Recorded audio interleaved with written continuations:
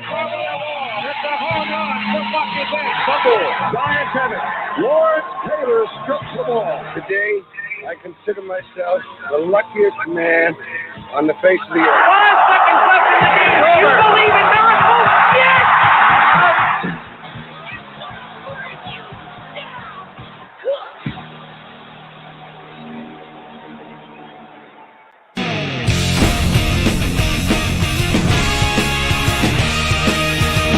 Welcome to the Hard Rocket Sports Studios and another edition of the weekly video recap.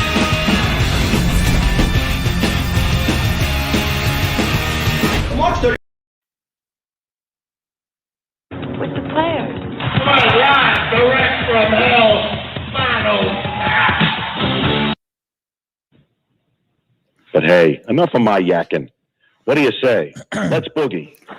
And that's my cue to start the show. Welcome to another Thursday edition of the Hard Rocket Sports Show, live from high atop Hard Rocket Sports Studios in beautiful scenic Monroe, New Jersey. We are your weekly 3-hour.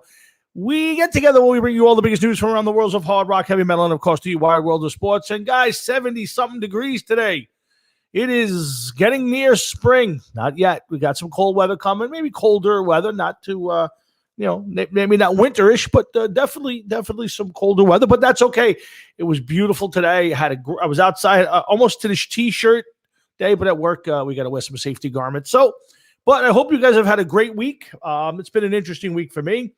Some sad news, which I'm probably going to keep private, but a little bit of sad news. And but the Florios will bounce back as usual, and I hope you guys have had a good week. Lots to talk about, all the sports going on. We got the NCAA tournament. We got pro basketball, hockey. Hockey's got some big news. We'll talk wrestling tonight. Obviously, NFL. We got a lot of NFL stuff to go over tonight. Yankees, Mets, Iron Maiden, the Rock and Roll Hall of Fame. Geezer Butler's latest venture has kaput. A year now since COVID has affected sports. Interesting. First of all, before Jeff gets on, let me do a little bit of my politicking. First of all, I hope none of you are going to try to watch Sleepy Joe, the resident of the White House, not the president, the resident of the White House, who's destroying this country already. I mean, immigration is a disaster right now. They're letting in people with all sorts of they're doing no background checks. They're sexual predators that were supposed to be rounded up. They're letting them stay. It is just a disaster. You can hate Donald Trump, and I understand it, but I'll tell you what, he fixed the border the best he possibly could. It was at all-time lows, and this guy has just thrown a grenade in the room, and it is a free-for-all out there. And you guys might think this is no big deal. You watch. Even Mexico saying you're a disaster. Mexico says we're a disaster. So, thank you, Sleepy Joe. Gas prices are up. Iran's throwing grenades in the room. South Korea starting to launch missiles again. Yep, I hope everybody's happy for the next 4 years. But Dr. Fauci, shut up. This guy, I'm telling you, stop believing the hype. This guy is clueless. I watched a video the other day from last March where he says masks. He was like, masks. That doesn't do anything. It's fake. It's phony. And now he's talking about they're talking about travel passports. What kind of the guy is guessing? He is absolutely he said he's going by now. All of a sudden he's going by gut. We shouldn't open. You should open. They have no clue. This guy has passed himself off as an expert.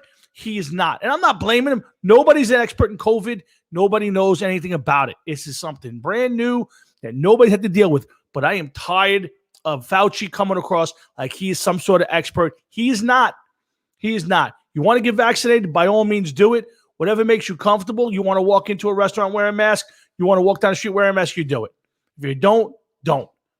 At this point, I don't believe anything they say because they absolutely don't know. And keep writing checks, Dems. $1.9 trillion, 9% goes to COVID relief. They call it a COVID relief bill. 9% of the money.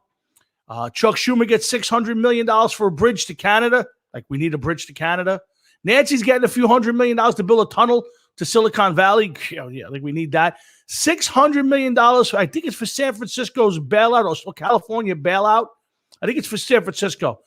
Billions and billions of dollars in blue state bailouts.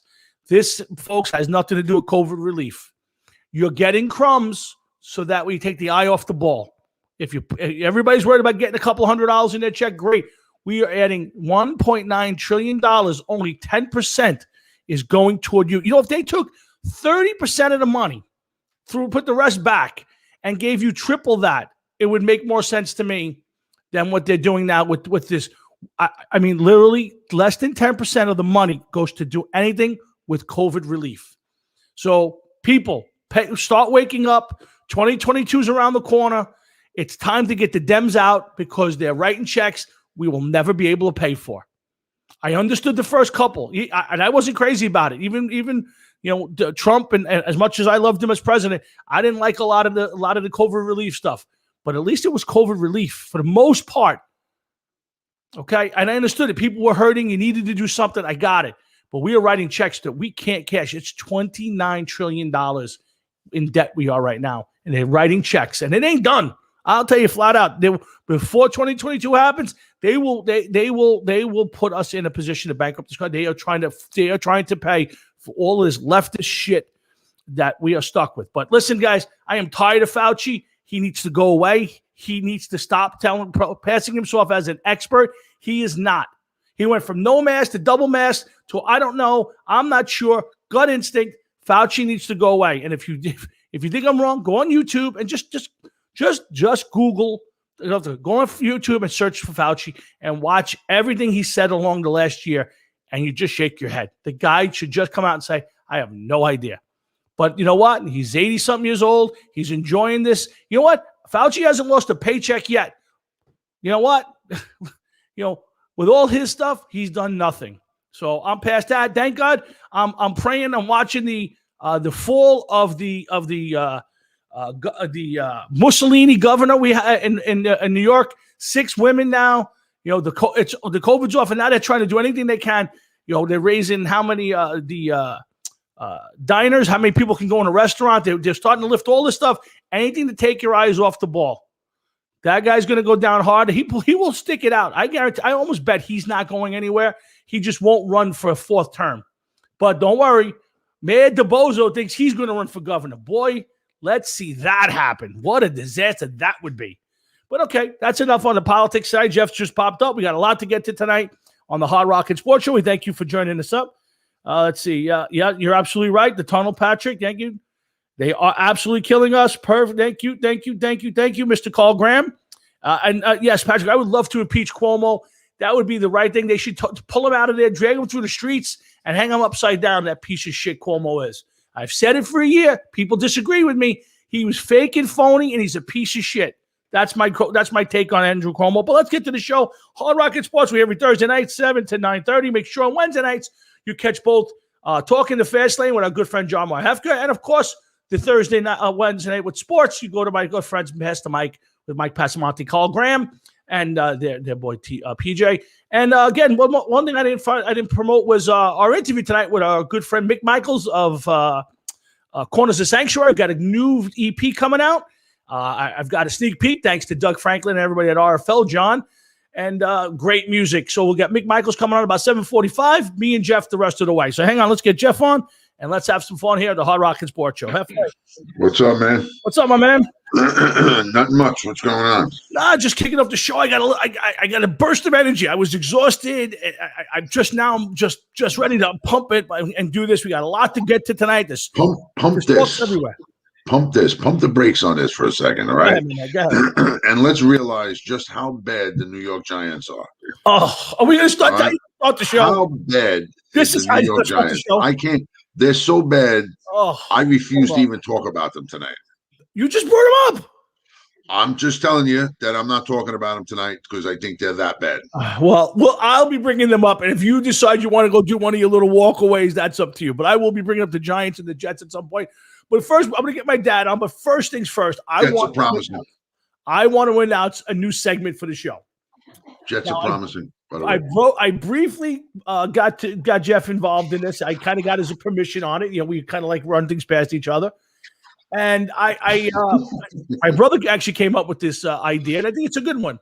So we're going to add every other week, not every week. We're going to do this every other week. We're going to do a Hard Rocket Sports movie review segment. We will take a either wrestling movie or a sports movie or a music, something to do with music, some sort of movie. Come on.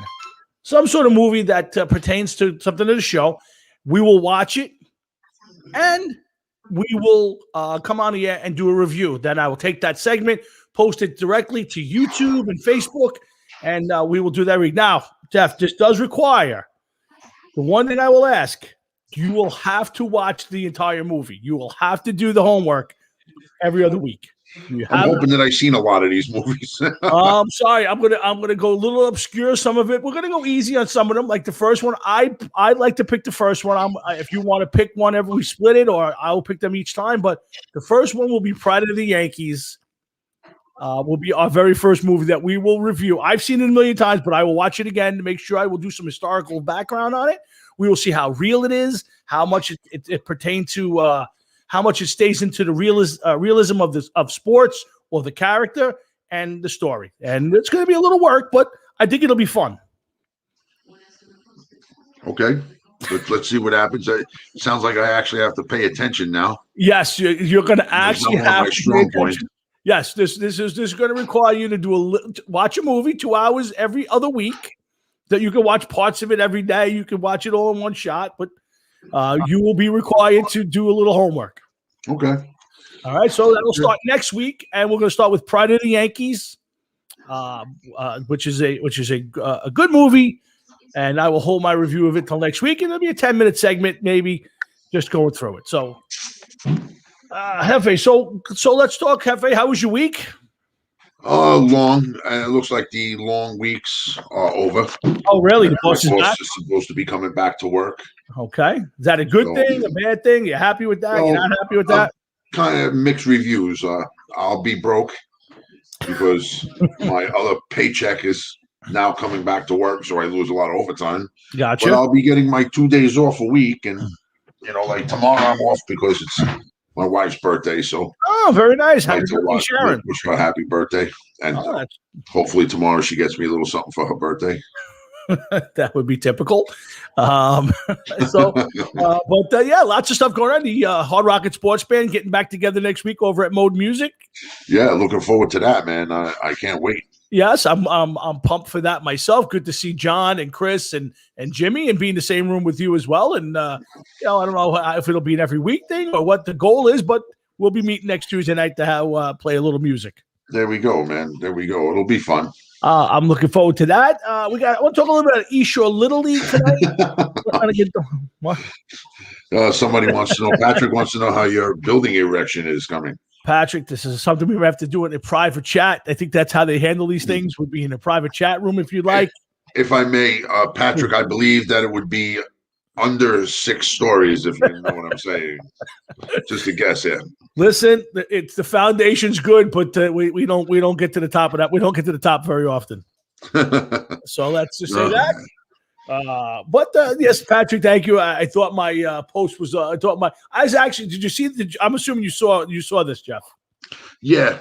Okay. I was kind of anytime that I started to get on Facebook today and start scrolling around, then I ended up having to do something. I mean, these people at work, they see that I'm busy, and yet they can continuously asking me to do this, do that. Pains in the balls, but it is what it is. But yeah, so I was actually. Well, I work? don't know. I've never seen that. I've been doing this a long time, and I'm going up a ladder to the deck. So we have what we call the erection floor. So it's the floor that we're building to get ready to pour concrete on. So today we were actually pouring concrete. Hey, Leonard, how are you, buddy? Hey, Lenny. And I get to go up the last ladder. This is about 9 stories in the air. I get to the last ladder, and I'm about to climb up, and I'm woozy from climbing up 9 stories, and I look at the ladder and I go, what does that say? And I had to take a step back. And I said, all right, I got to post this. I can't help it. And it was the first time I'd ever seen that sign on a job site. So I threw it up there. I thought it was pretty funny.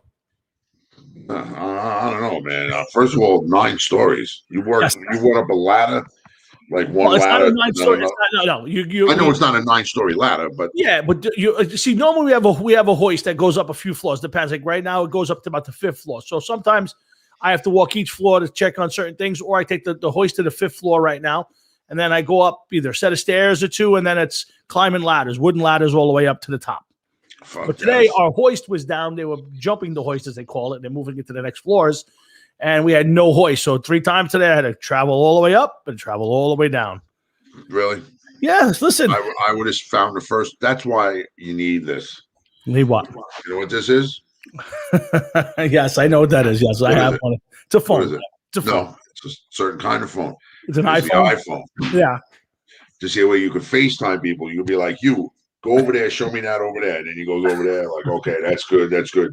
And then you do all of this from the safety of the ground. That's my job is to get up there and get my ass up there and do my jobs. And that shit, I do that. So anyway, I happened to notice on the last rung. So I figured let me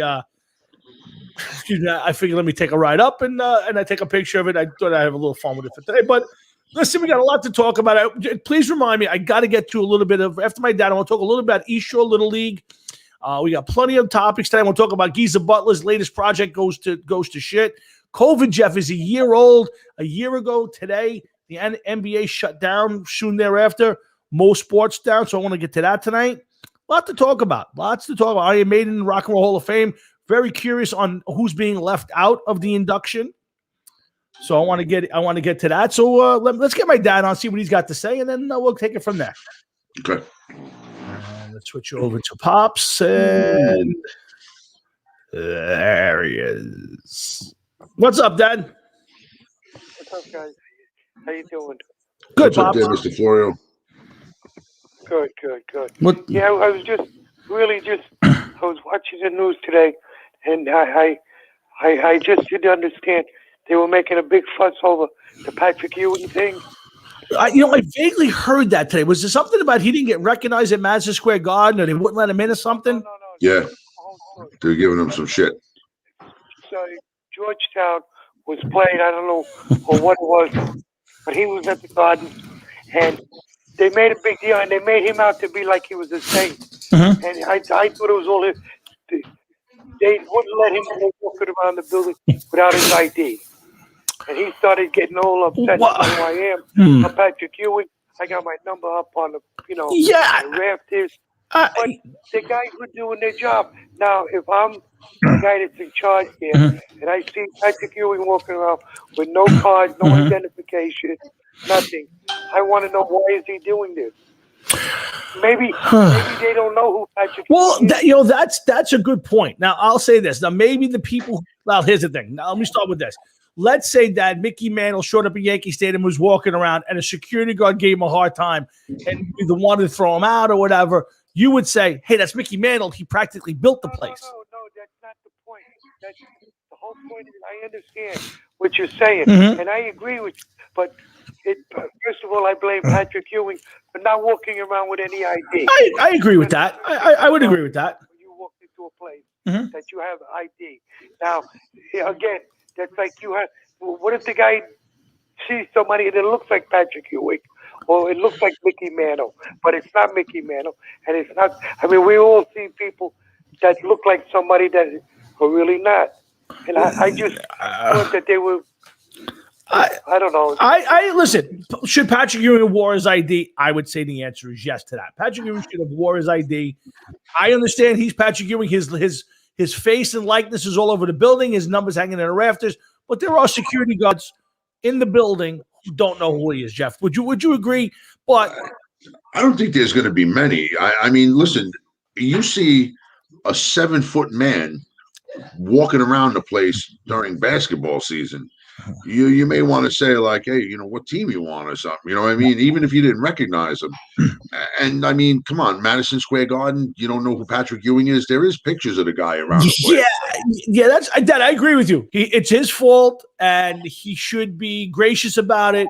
But I also, if I was Patrick Ewing, you kind of get, where's the key to the place? I should be able to come in and out. I am Patrick Ewing. I helped, for 20 years. He was Madison Square Garden's Nick. If you go by then you should turn around and say anybody can walk around a building No, with no identity. it's the law. I get it. I mean, I get it. I could fire you because I say to you, how come he has no identification? But well, he's Patrick Ewing. I don't care who he is. No, I get it.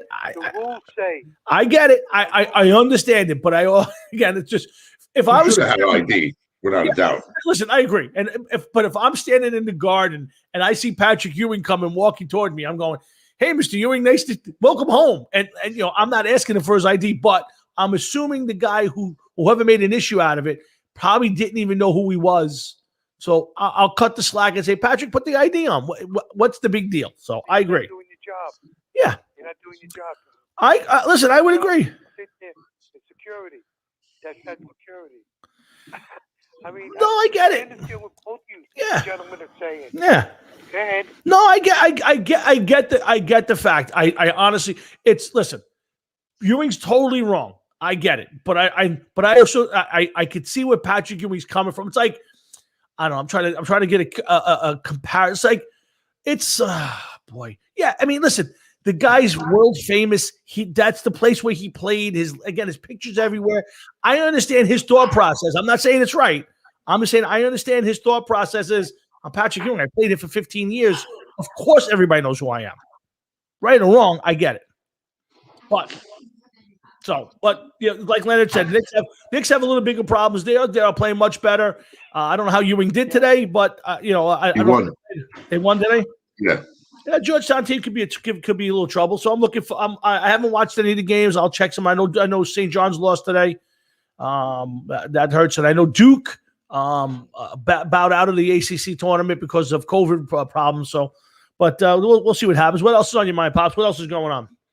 Nah, nothing much really. Just hey, are you buying into this the new improved Gary Sanchez that we're seeing on the field? I'm not buying it yet, but yeah, I'm not. I want to see.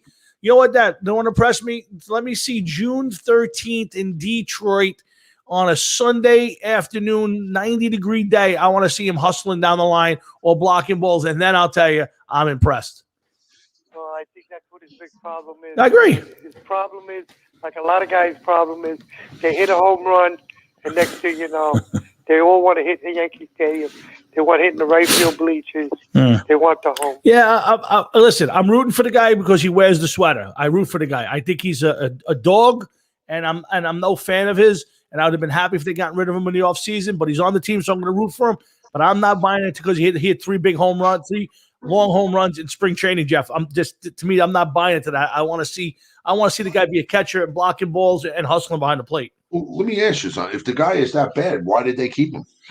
Because they couldn't afford an upgraded catcher. The next upgrade would have been McCann, the guy who signed with the Mets for 4 years and $40 million, and the Yankees didn't want to spend $10 million on an above average catcher in McCann.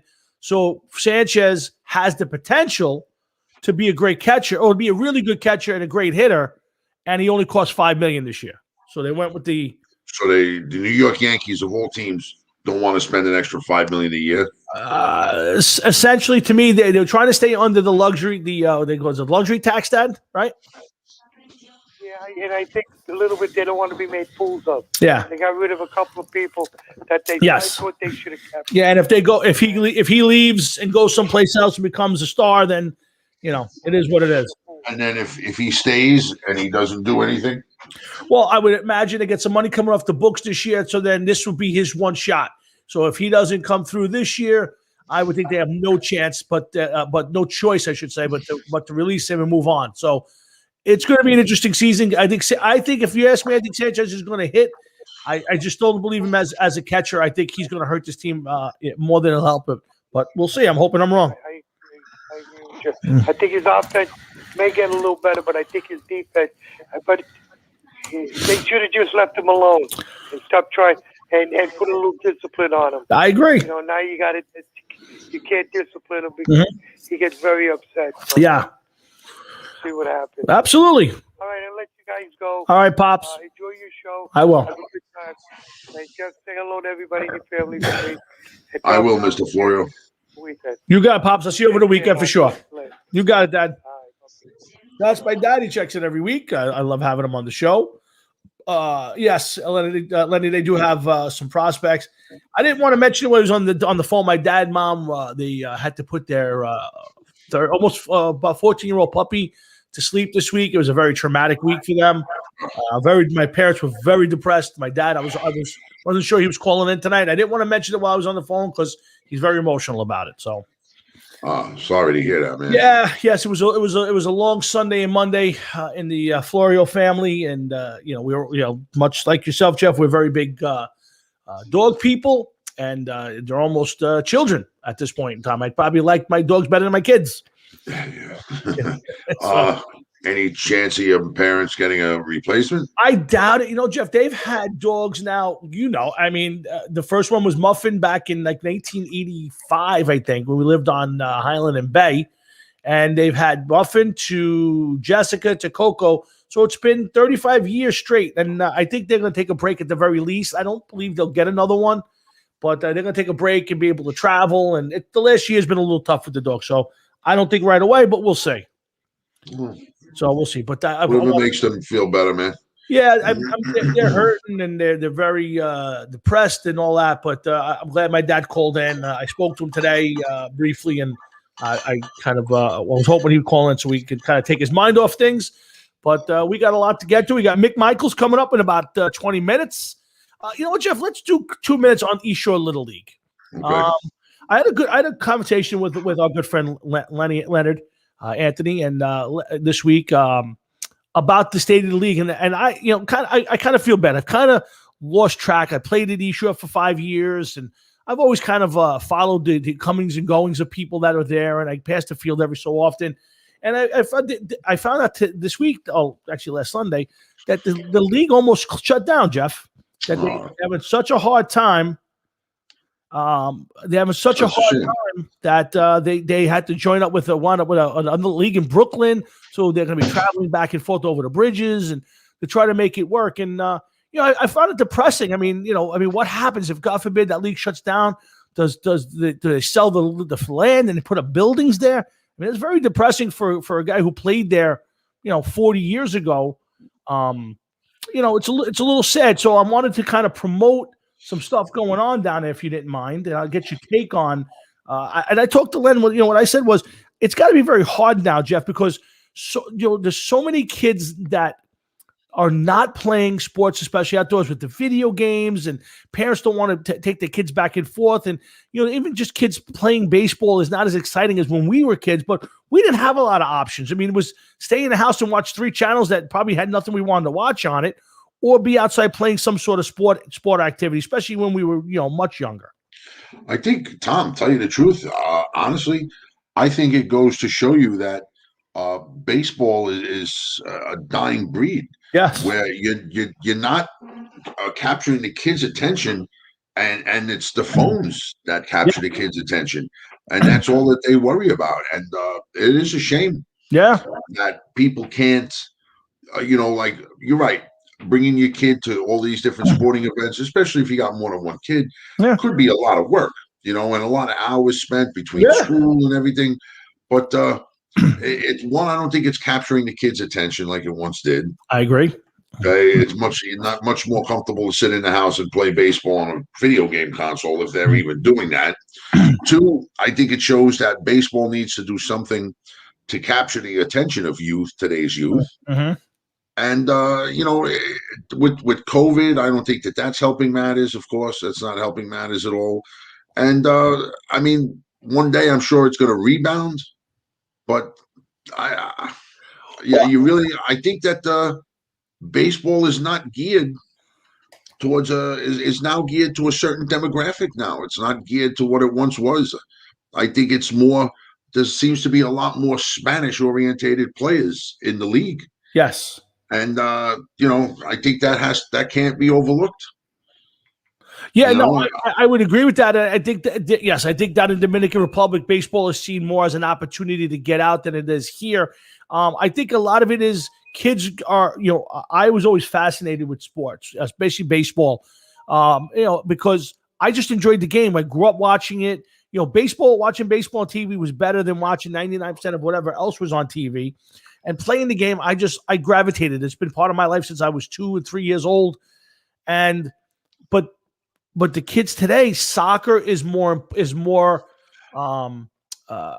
popular, I think, in the young kids because one, you're getting the girls involved. two, it's constant action. Whether they get their feet on the ball or not, they're running up and down the field. Where in baseball, Jeff, you're sitting on a Sunday morning, 9 o'clock, you're standing in right field, you're picking the daisies. I don't think that's it, Tom. No? You know what I think it is too? I think that baseball and sports in general and life in general all follow this one thing, and that's you won last year. It's going to be almost impossible for you to win again this year. Yeah. And then this year's my turn, and then next year's this guy's turn, and then the following year it's his turn. So, things that used to make sports cool, dynasties or repeat winners, depending on how you want to look at it, I think that has a lot to do with it. When you got a team, you invest 162 games. All right. Let's say that your team goes for plays 162 games, 3 hours a game.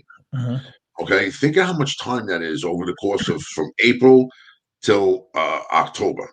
Now you get into the playoffs. You got a 1-game wild card playoff, and then you got to hope that you win, and this, that, and the other thing. And then it just it's not as easy. I'm not going to say it's easy. That's really not what I'm trying to say, but it's not as attainable as it once was. Yeah. You lose a couple guys at free agency, your team is not going to be the team it once was 2-3 years ago. Your chances of getting into the playoffs are harder than much less making some noise in the playoffs. And I think that takes a lot away from it. I really do. Because it's like if your team won this year, it's like, well, they're probably not going to win this next year coming up. So, what's the difference? Yeah, but I get the fact that that's not why you're not watching it. Maybe because you're not watching it, the kids don't want to play it. But growing up, it's a combination of all of that stuff. No, I agree. I think you see, baseball's love of strategy. To me, at least it used to be, was the love of strategy. It was the love of the little things. Baseball again is the marathon, not a sprint. It's not like football where every single game matters. But you can't give up games in May and then try to win in September. Again, I think for me at least, I'll speak for me. I would when I was growing up before you and I started hanging out, probably right up to 1980. If I wasn't playing at the Little League, I was down there hanging out. I was watching games. And the place was packed. It was like a place to be. You'd run into people, friends. Make friends. You were constantly playing ball down there.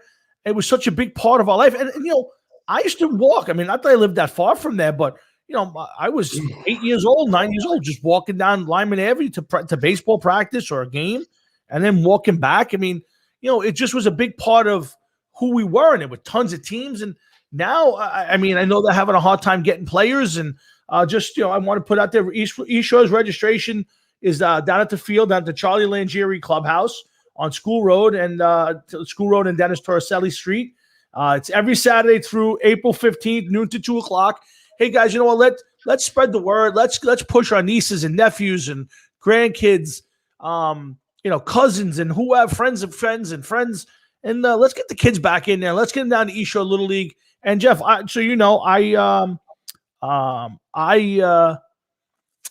told Leonard that if the league needed it, I would put some money up and sponsor a team for the Hard Rocket Sports Show.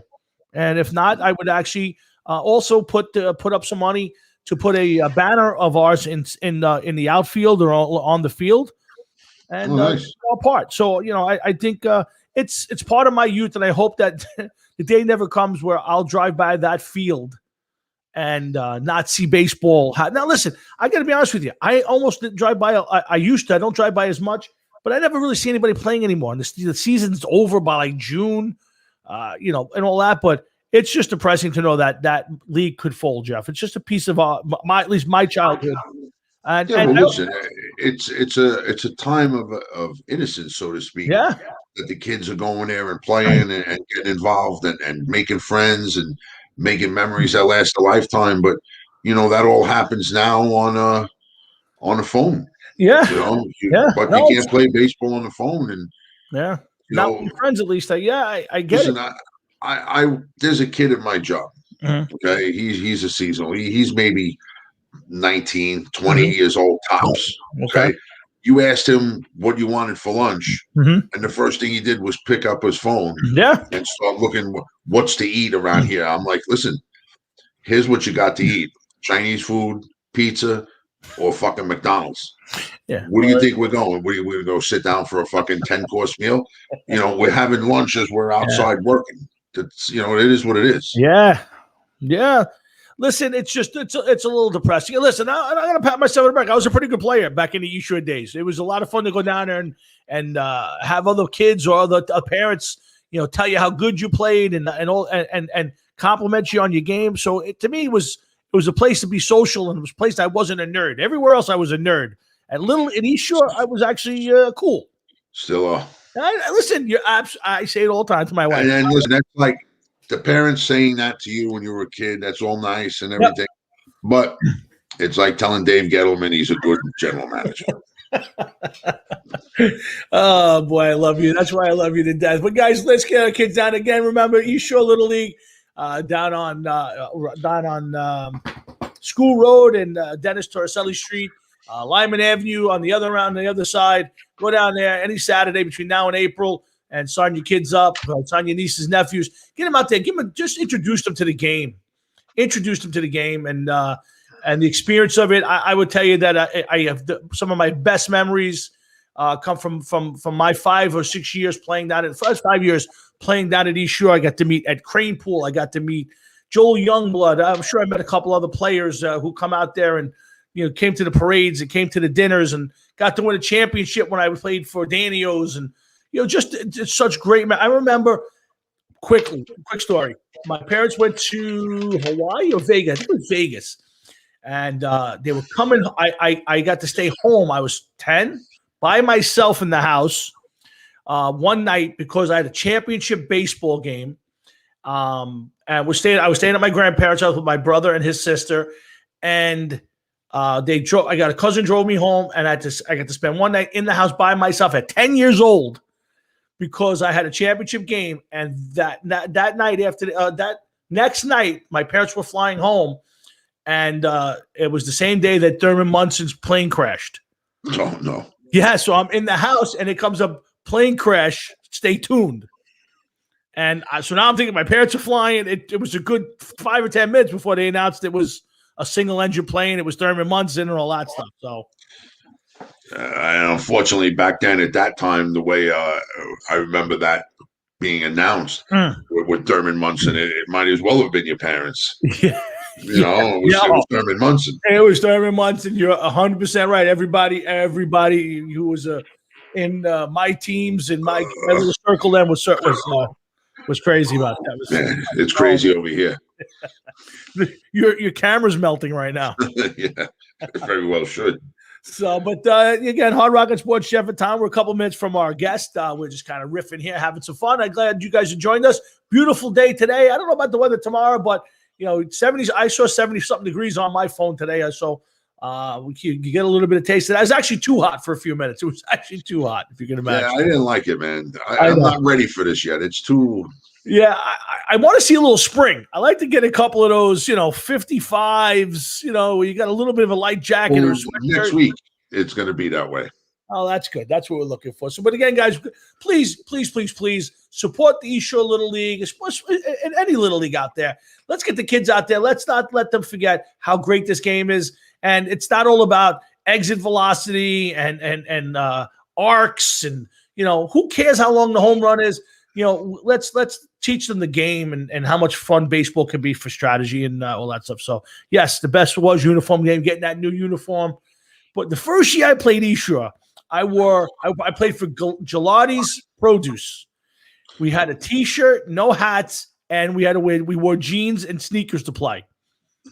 Yeah, the uniforms weren't that big there, I remember. No, it wasn't until my second year. I think that was 77 was my second year in the league. And I finally got a full uniform with a hat and pants.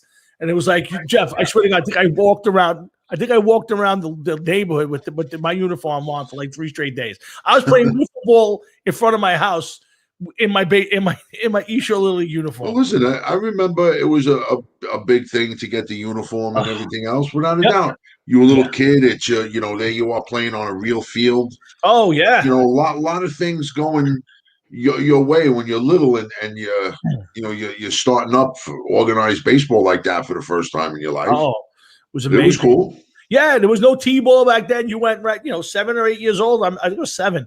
I went right into what was it, like farms and then minors and then majors and absolutely, yeah. Up the line from there. Yeah, they've changed it around a little bit now. But when I was a kid, you went to the farms, and then if you were really good, they skipped you. You went to the majors. If you needed a little help, or if you were just a little, then you played in the minors, and then you went up to the majors, and everybody, there was some great. I mean, there were some great kids in the minors playing ball. I mean, I shouldn't even say they weren't. It was a different league, and there was some great players. Billy Mcguire, I remember playing at. I think he played for Galicchio's with my friend Ronnie Brandt. Galicchio's Plumbing at the time. But I played against some great kids down there, and Charlie, it was not Charlie Genta. It was the other Genta. Oh boy, I know if my brain is fried a little bit, but some good players and lots of great memories. So please let's support it, and let's all go. Hey, that I found out also, Jeff. Do you know that they changed? You should know this because you're a parks guy. They changed the configuration of the Matty's Park in the back. Yeah. Oh, that sucks. Oh. That sucks. You're asking the wrong fucking guy about this. Oh, I mean, listen, I understand nobody's playing it, so they got rid of it. No, it has nothing to do with that. There's just the overall thought of working type things just sucks. That whole place sucks. They redo a park. They fucking spend as little money on redoing it as possible. And then everything that they redid in 2 or 3 years has got to be redone again. I'll tell you a quick story. Sure. And not that anybody's going to give a fuck about this. I care. Just to show you. There was a park. It's going to remain nameless. Okay? I don't want to say that it's Great Kills Playground or Seaside Nature Park, whatever. Okay? I don't know, Cleveland Avenue. And they made this playground. It's all like ships and the ferry and a tugboat and everything else and a nautical theme. Right. So being that it's in the back basin of Great Kills Harbor, it got flooded out like 75 times. Mm-hmm. Okay. So by the time Hurricane Sandy came, the place was completely fucked. But I had to go there for a meeting one day. And I'm there at the meeting, and the builder was Joe Izzo. Remember Joe Izzo? I do. Yes, I know Joe passed away a couple of years ago. I to be honest, I was never a fan of Joe's as a kid. He used to pick on me a lot. Well, but again, I do. Yes, I do know. I do remember Joe Izzo. Yes, he was the builder. Okay. So I remember the somebody from the Parks Department was there, and they were like, "Well, I mean, honestly, how long is this park going to last? 2, 3 years. By the time it's 5 years old, they're going to tear it down and build a new one." Mm-hmm. And the guy Izzo, which I already knew. Yeah. I worked around it for a while. The guy Izzo turns around and says, "Well, if you would just listen to my suggestions and use the wood that I said and did this and did that, your park would have lasted God knows how long." And he was 100% correct, but they wanted to shave money off the bill and do whatever they could to cut corners and save a little costs. Right.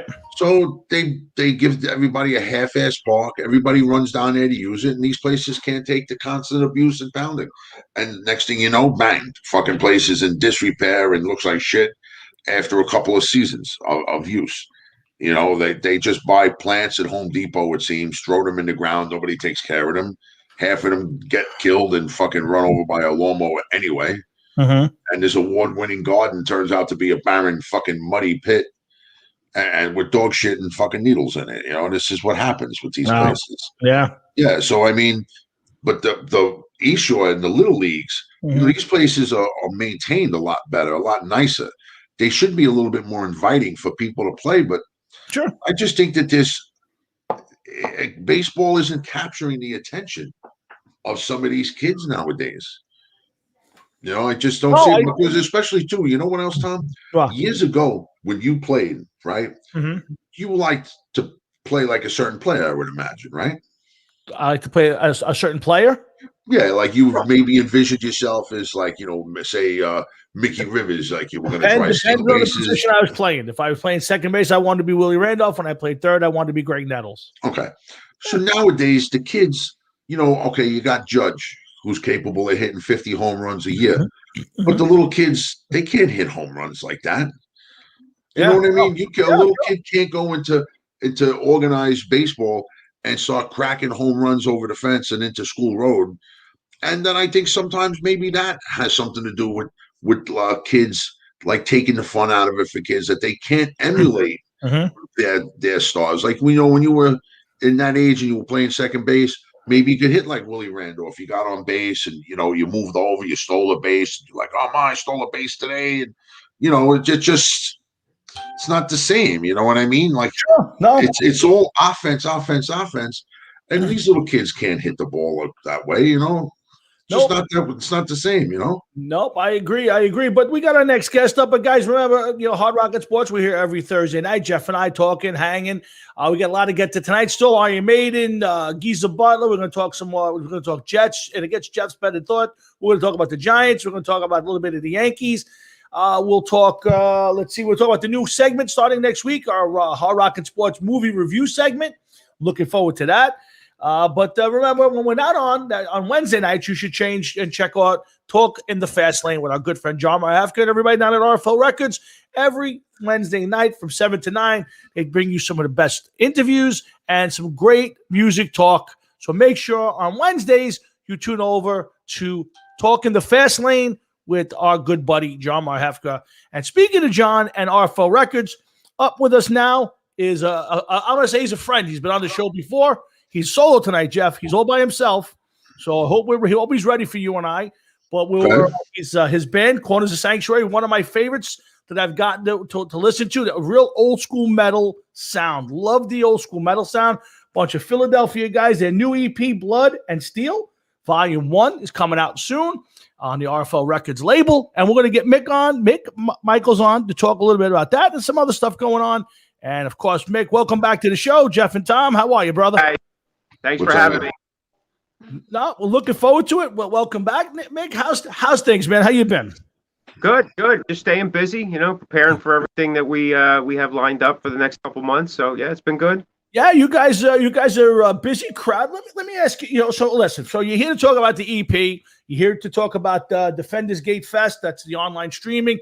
I want to talk about first. Okay, before I let you, and it releases tomorrow. Thank you, John, for giving me that piece of information.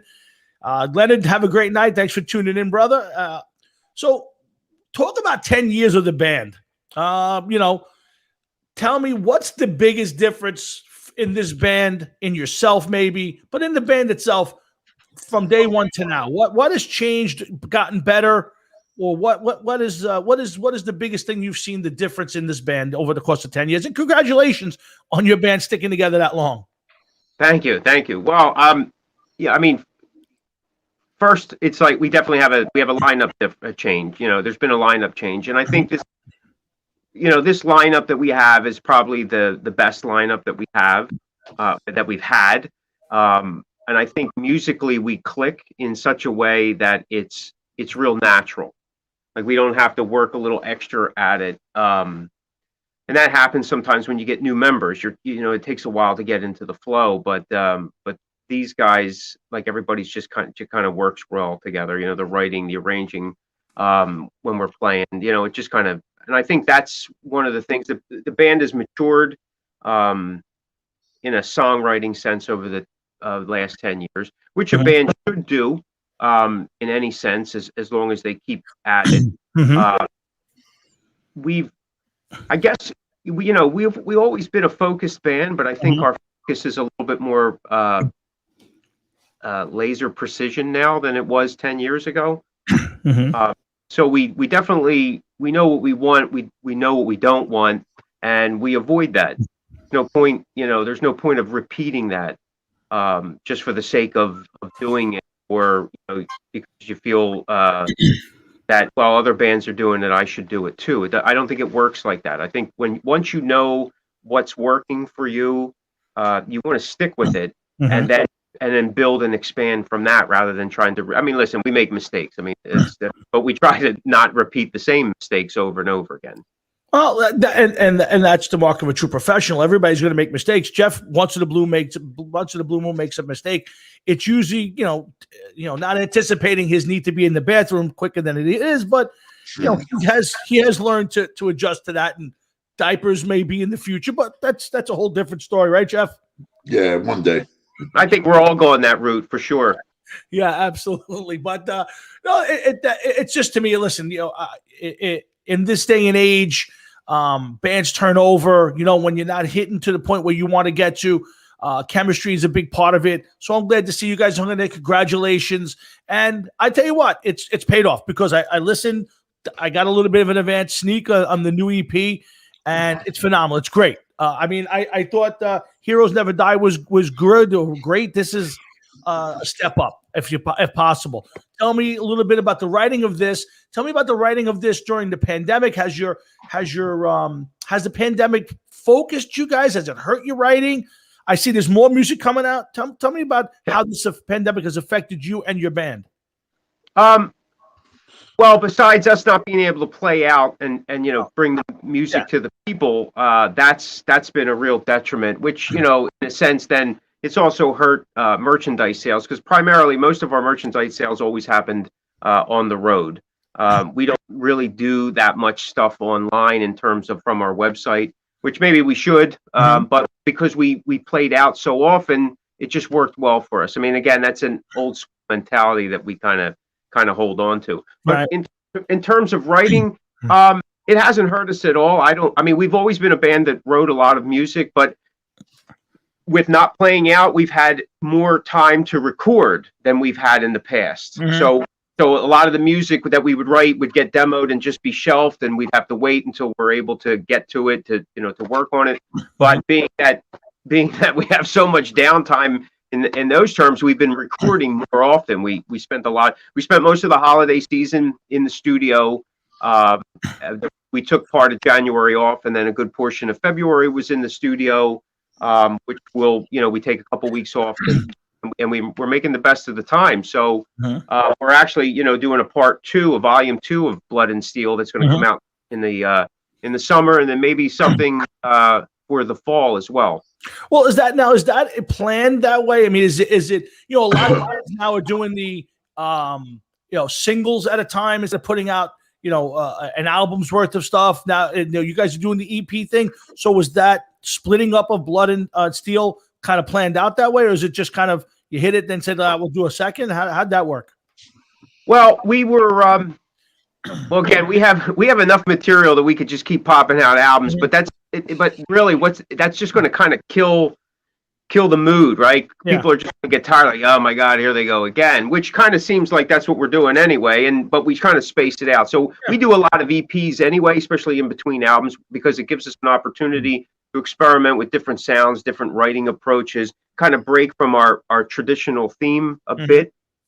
So this EP is a little more edgy, little darker for us, but it still has that Corners to Sanctuary feel to it.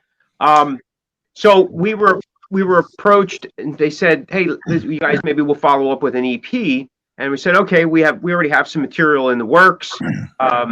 The EP actually then started coming out to be like we had enough material for a full album, and I didn't think that to be appropriate, especially that the last album, full-length album, just came out in October. So I'd rather do an EP, and we could spread the year out a little bit, especially since 2021 is going to look a lot like 2020 in terms of how bands can play out. Right. So we want to maximize our exposure time and awareness with some fresh music. So we took the EP and we kind of said, well, we originally were only going to do 4 songs, maybe 5. Let's split it down the middle a little bit. And then if we do an actual physical release in the fall, we can drop two more songs, and now we have a complete album.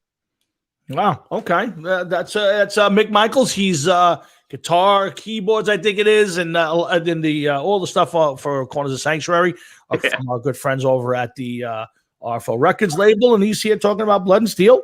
I believe it's out starting tomorrow. Where can they find it?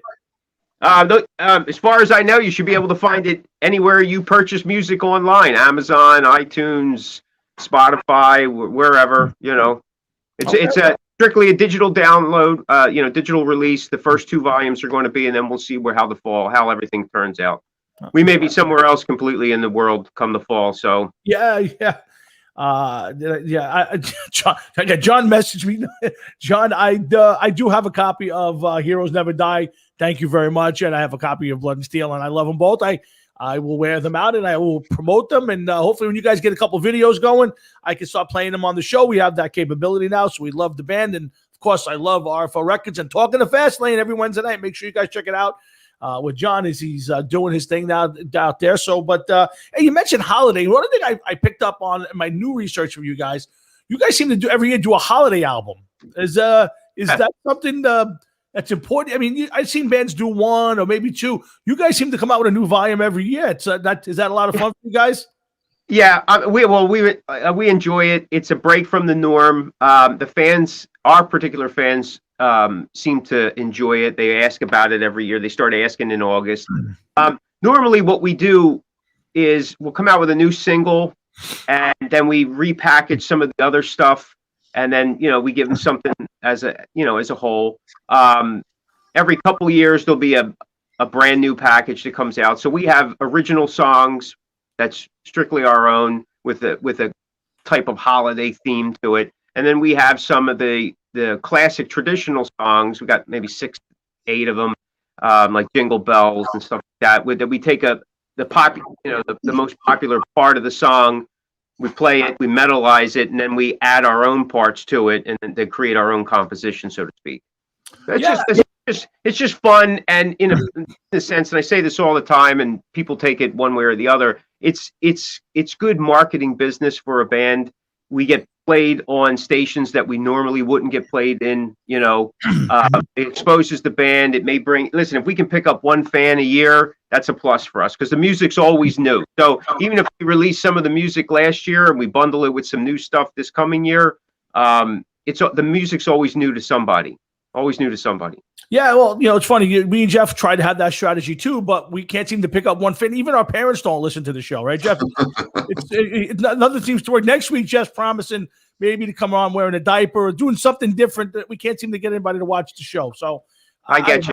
At this point, it could just be the 3 of us. So we like your strategy and we love RFO Records. And of course, I am a huge fan of Corners of Sanctuary. It is that 80s sound that you guys gotta get behind with the bands. And hopefully, the lords of the governors of our states will open up a little bit more, and we'll get some concerts. And I think we're on the right track. Maybe a couple more sexual allegations against our governor here in New York, and maybe we'll get some concerts because anything to throw us off the scent of the impeachment of the governor Mussolini. Right. I digress. I digress. I'm sorry, Mick. I had to just throw a little politics into the show. That's all right. Jeff yells at me, right, Jeff? You yell at me when I do that shit. Depends, dude. When you used to preach about certain things, yeah, but this guy's got to fucking go, man. This jerk off has got to fucking go. And the more that's coming out, listen, I hope there's another 1,500 people behind him ready. I think he touched me. The more people that he come out and say shit, the more we're getting. So it's fine with me. That is a thought I never want to have again in my entire life. What's that? Homo touching you? Come on. Anybody touching you for that matter. I got pictures of you touching me. That's different. We've been friends for 40 years. I'm allowed to touch you. I don't know. You had a bigger smile on than I did.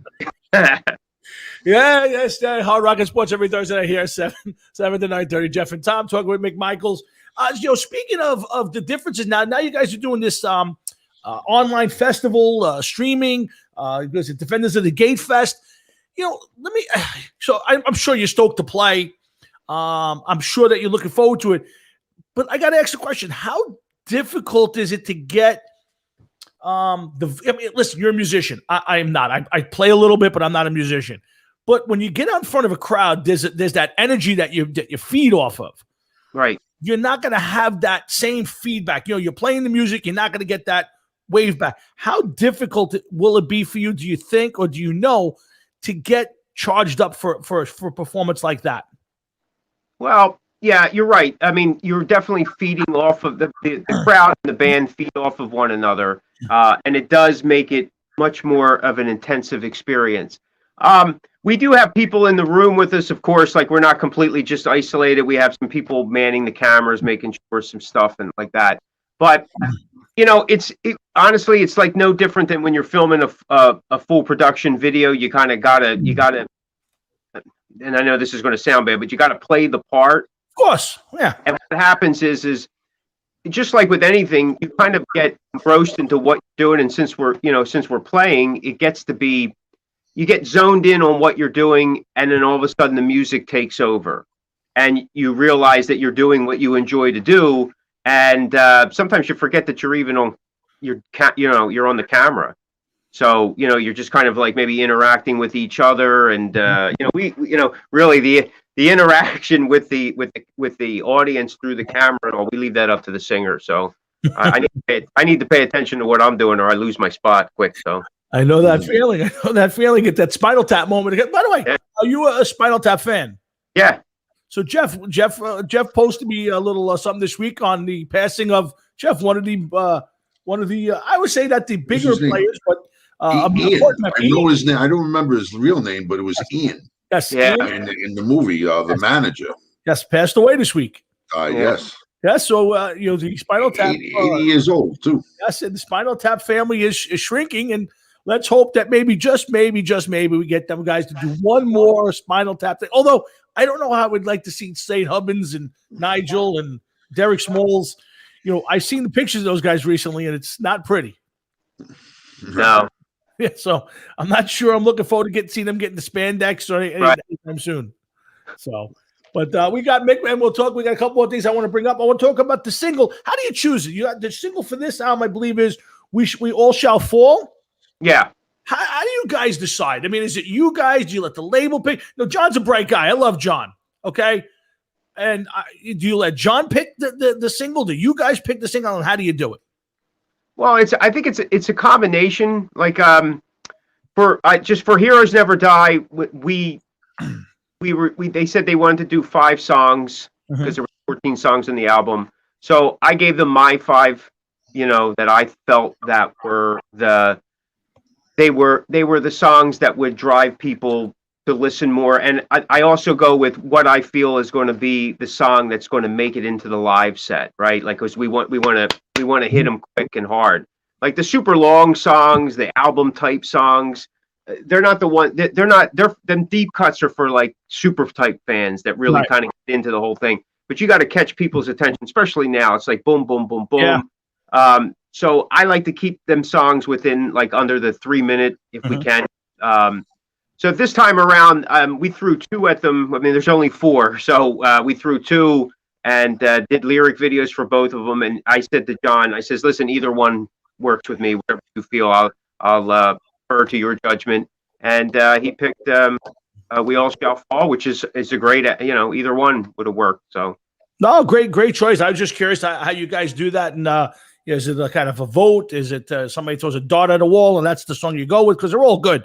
To me, there's no difference how good the songs are. They're all really this EP is really. We'll let Jeff hear it because I'd like to get his take. In fact, Jeff, let me ask you a quick question, Jeff. Nowadays, I know as a kid how we did it, but nowadays, when you get new music sent to you, whether I send you something or you hear something on the radio, does it have to grab you in the first 25 seconds, 30 seconds for you to stick with it? Or how long will you stay with a new song before you kind of go, I've had enough? Yeah, it's got to happen kind of quick nowadays, especially since I'm so critical of these newer bands. No offense to you, dude, but like you hear something on the radio and you're like, it's not shining a light like some of these others do, and I don't give it much of a chance. I'll be the first one to admit that. There's a lot of stuff that you sent me that I've listened to once and never played it again. Probably deleted it. Yeah, listen, I think I could fairly say, like, I love Maiden. I've listened, I've bought every one of their albums top from start to finish. Final Frontier was a decent album. You play it once and I'm pretty much done with it. The last great Maiden was probably Brave New World, had 3 or 4 great hits on it. But I tend to now go toward the independent bands now. I feel like some of these super groups are putting out crap, and it's hard to get behind. But bands like Corners of Sanctuary and some of the other bands that I've been fortunate enough to talk to on the show. I think there's been better music. I seem to play that a little bit more than that. So, Mick, congratulations on that. I think you guys are putting out some great stuff.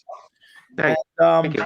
I do want to ask you. I'm gonna put you on the spot a little bit here because first off, tell me about Here and Now. What is Here and Now? Is it phase 2? Something you guys are involved in? What is that? It's a multi-artist group, collaboration. It was put together last year by Keep It Metal Promotions. It came in response to the COVID pandemic. So we got a bunch of artists together for the first song, and at that point everybody was kind of really super locked in. So we had some people from the UK and Canada and throughout the US. They all did their parts. They sent them in, and then the song was mixed and mastered and then released, and it was given away as a free download, but at the point of download, people could donate, and the money then went to a relief fund for those that were hit early on with the COVID pandemic, because people lost their jobs and things like that. So that ran most of the year, and they started talking in the fall about a phase 2. They just hadn't worked everything out, but then with the Save Our Stages Act that they were at the time trying to get to pass, Keep Metal thought it was a great idea to start putting some awareness out for that and do a second track. So that's what they're calling phase 2, and that song actually comes out April 16th, and RFL Records is going to be releasing it as well as re-releasing the first song, No Road to Ruin. So it's pretty exciting. Oh, absolutely. I tried to kind of find it. I want to kind of hear it, so I'm looking forward to hearing that. And RFL, John Dunn is amazing and great organization, and I'm glad you guys are there, and I'm looking forward to hearing more stuff. But I want to put you on the spot for a minute because sure. I was going to take your segment and go into a topic that I want to throw at Jeff. So I'm going to throw it at you as well because I know you're a big 80s guy. I know you guys. I think I saw on your website you guys. It's kind of a Judas Priest, Saxon, Savatage. Is kind of influences maybe on you guys, right? So this week, a big topic for us to talk about is the possibility of Iron Maiden being inducted to the Rock and Roll Hall of Fame. So I know that the fan vote's still going on, and they're going to announce it. And there's an outside chance that Maiden gets in. Who knows? I don't know how it's going to work. But if Maiden gets in, guys, they have the list of the band members who will actually be getting inducted. Now, we all know the current Maiden lineup is basically the historic, what's the word I'm looking for? Anyway, it's the classic lineup, okay, with the band, with Yannick Gears now, of course. And, of course, they're going to put in Clive Burr and Paul Di'Anno, which I don't think is any surprise. I don't think anybody here. Dennis Stratton is also going to get in. If Iron Maiden, he will be part of the band inducted into one of the members. But they left out one guy. And I was curious if Dennis Stratton was getting in, why doesn't Blaze Bayley get in? And does Blaze Bayley deserve to get in? Now, Dennis Stratton, one album, great album. Don't get me wrong. It's a classic. But Jeff, you first. Does it surprise you that the one band member of the let's say signed classic Iron Maiden that's not getting in is Blaze Bayley? And does Dennis Stratton deserve to get in? First, when it comes to Iron Maiden, who's Blaze Bayley? What right does he have to be in there? Okay. Yannick Gears shouldn't be in either. 25 years he's been in a band. I don't care how long he's been in there. He hasn't done anything classic.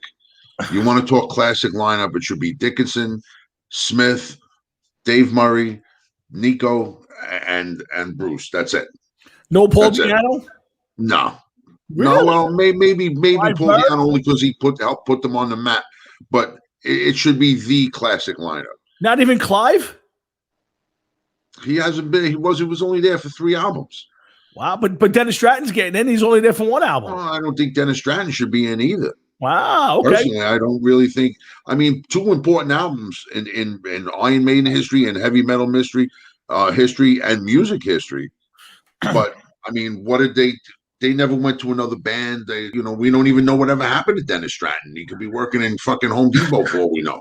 We don't know. He's actually back playing again. I think he has played, but he is actually in another band. They put out some music. I meant to talk about that. But Mick, give me your thoughts on this. I mean, is it just like Jeff said, the classic era Maiden guys should be in? Should they be expanded a little bit? Well, I do think that if you're they put that time frame in, right? Rock and Roll Hall of Fame has some kind of time thing. It has to be within some, Well, you have to have had 25 years in the business. I think that, like, without Paul Di'Anno, you wouldn't have gotten to Bruce Dickinson, right?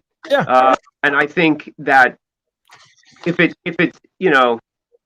I don't know. I think maybe Paul Di'Anno deserves to be in there. I think Clive deserves to be in there. But I think that classic, that when people say the classic lineup, when you say classic lineup, most people will think original band members, right? But in this case, the classic lineup is the one that hit, like, I guess the stride, right? It broke all barriers, right? And that was right after Number of the Beast. So if you're going to count that, then you have to count Clive, right? If you're going to count Bruce Dickinson from that first album, then you should include whoever was in that first album.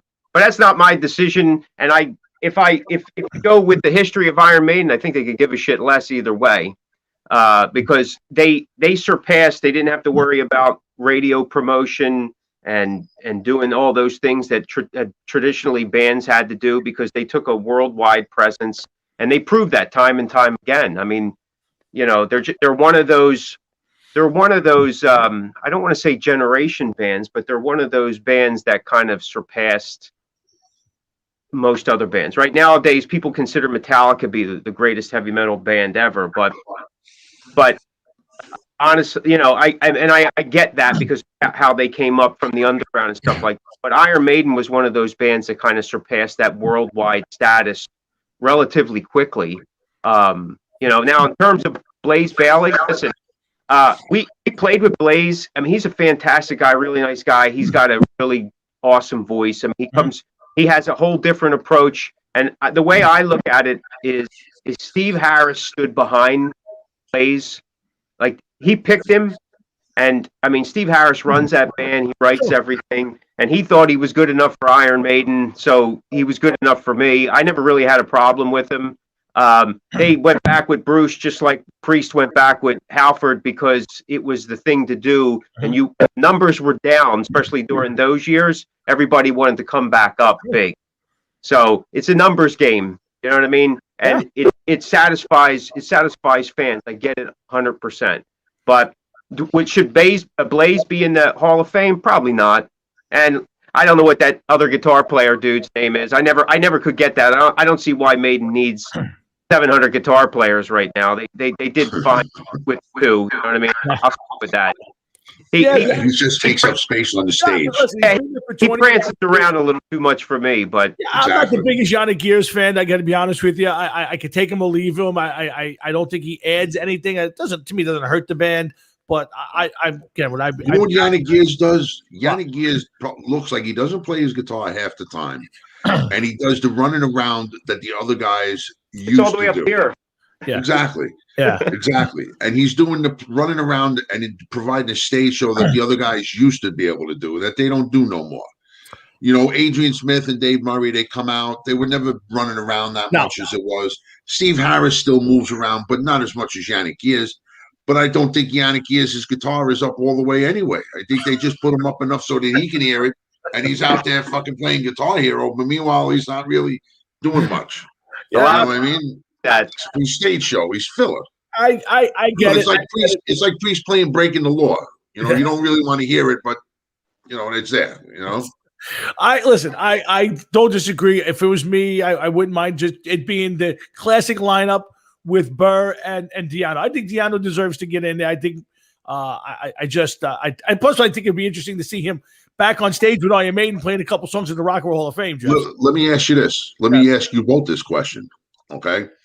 The guys that we're mentioning now, okay, Di'Anno, Burr, Dennis Stratton, all right, not so much Yannick Gears and not so much Blaze Bayley, but the original 3 that we just mentioned. Yeah. Would you have seen Iron Maiden hitting 25 years with any one of those 3 guys? Burr still playing drums, Di'Anno singing, and Dennis Stratton playing guitar.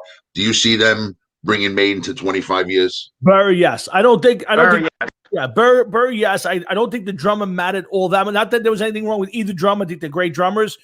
I'm not Di'Anno. I agree. I think with Di'Anno, the Maiden probably wouldn't have gotten to the next level. They never would have came out with Number of the Beast. They never would have did that album or the subsequent albums. Stratton, I'm not sure. The one album's great. There's so to me, the guitar playing on the first album is amazing. So I thought it was great too. So I'm saying I think the Diano is the one stopgap pick that would have thrown the monkey wrench into the system. I think But it's Diano. awfully strange how Dennis Stratton left and they lost that punk edge. Correct. After the first album, I agree. Which leads me to believe he was a big part of that. It's possible. Mick, what's your quick thought on that? Yeah, I mean, I agree. Listen, bands evolve for sure, and times were starting to change, especially as they were, getting more into the American scene. The American metal was a bit different than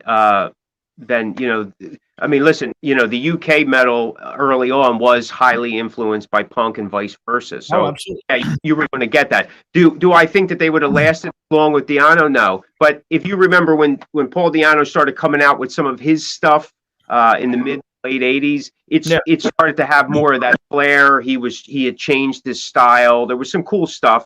It was a little, again, he was never going to compete with Maiden at that point because they were already off and running. But I think that they could have done it with Clive. Yeah, absolutely. Oh, I agree with that wholeheartedly. But listen, I think Clive. Yeah, I don't think that Diano they would have got much further than what they would have. Some songs on Number the Beast sound like they might have been written with Diano in mind.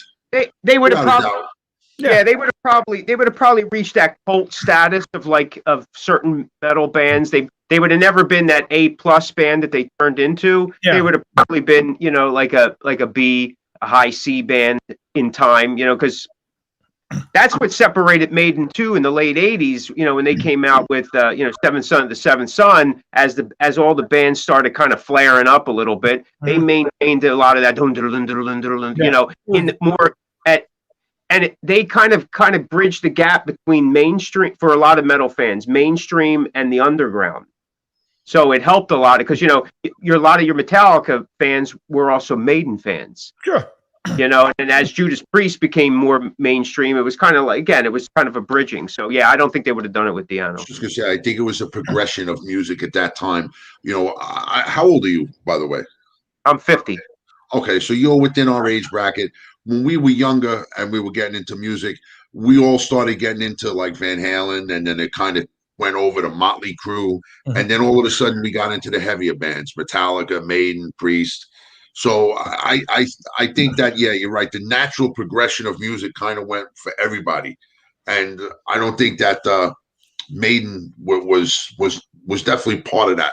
Without a doubt. I don't think Maiden was excluded from that. It was the way that people progressed and gravitated towards them, without a doubt. Yeah, as the story goes, I think management felt that they needed a change and they weren't going to get it with Diano. They knew that. They wanted someone who could compete or surpass what Steve was starting to write and the music. So they needed someone who had that vocal. And I mean, as the story goes, when they found Bruce, it surpassed what they were even considering at that time. Yeah, big time, man. Oh, absolutely. Listen, I love the first two albums, but there's a huge difference between Killers and Number of the Beast in style. I'm not sure in music sense. I mean, I think it's all great stuff, but in the style is different. And I just can't imagine Diano doing some of that stuff that Maiden did after that. So, how about this? Where do you put Diano in the food chain of metal singers? I mean, he's definitely not anywhere near Dickinson, Halford, Dio, maybe Jeff Tate. He's definitely not with any of them. No. He's closer to a James Hetfield than he is a Bruce Dickinson.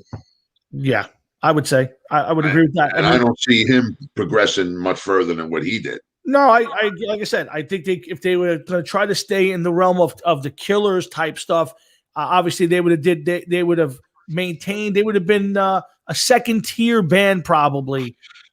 Continuing on, the music was still great and all of that, but Number of the Beast put them in that A category, and to me that behind Sabbath, because it's Sabbath, Maiden's is the best metal band of all time. Also.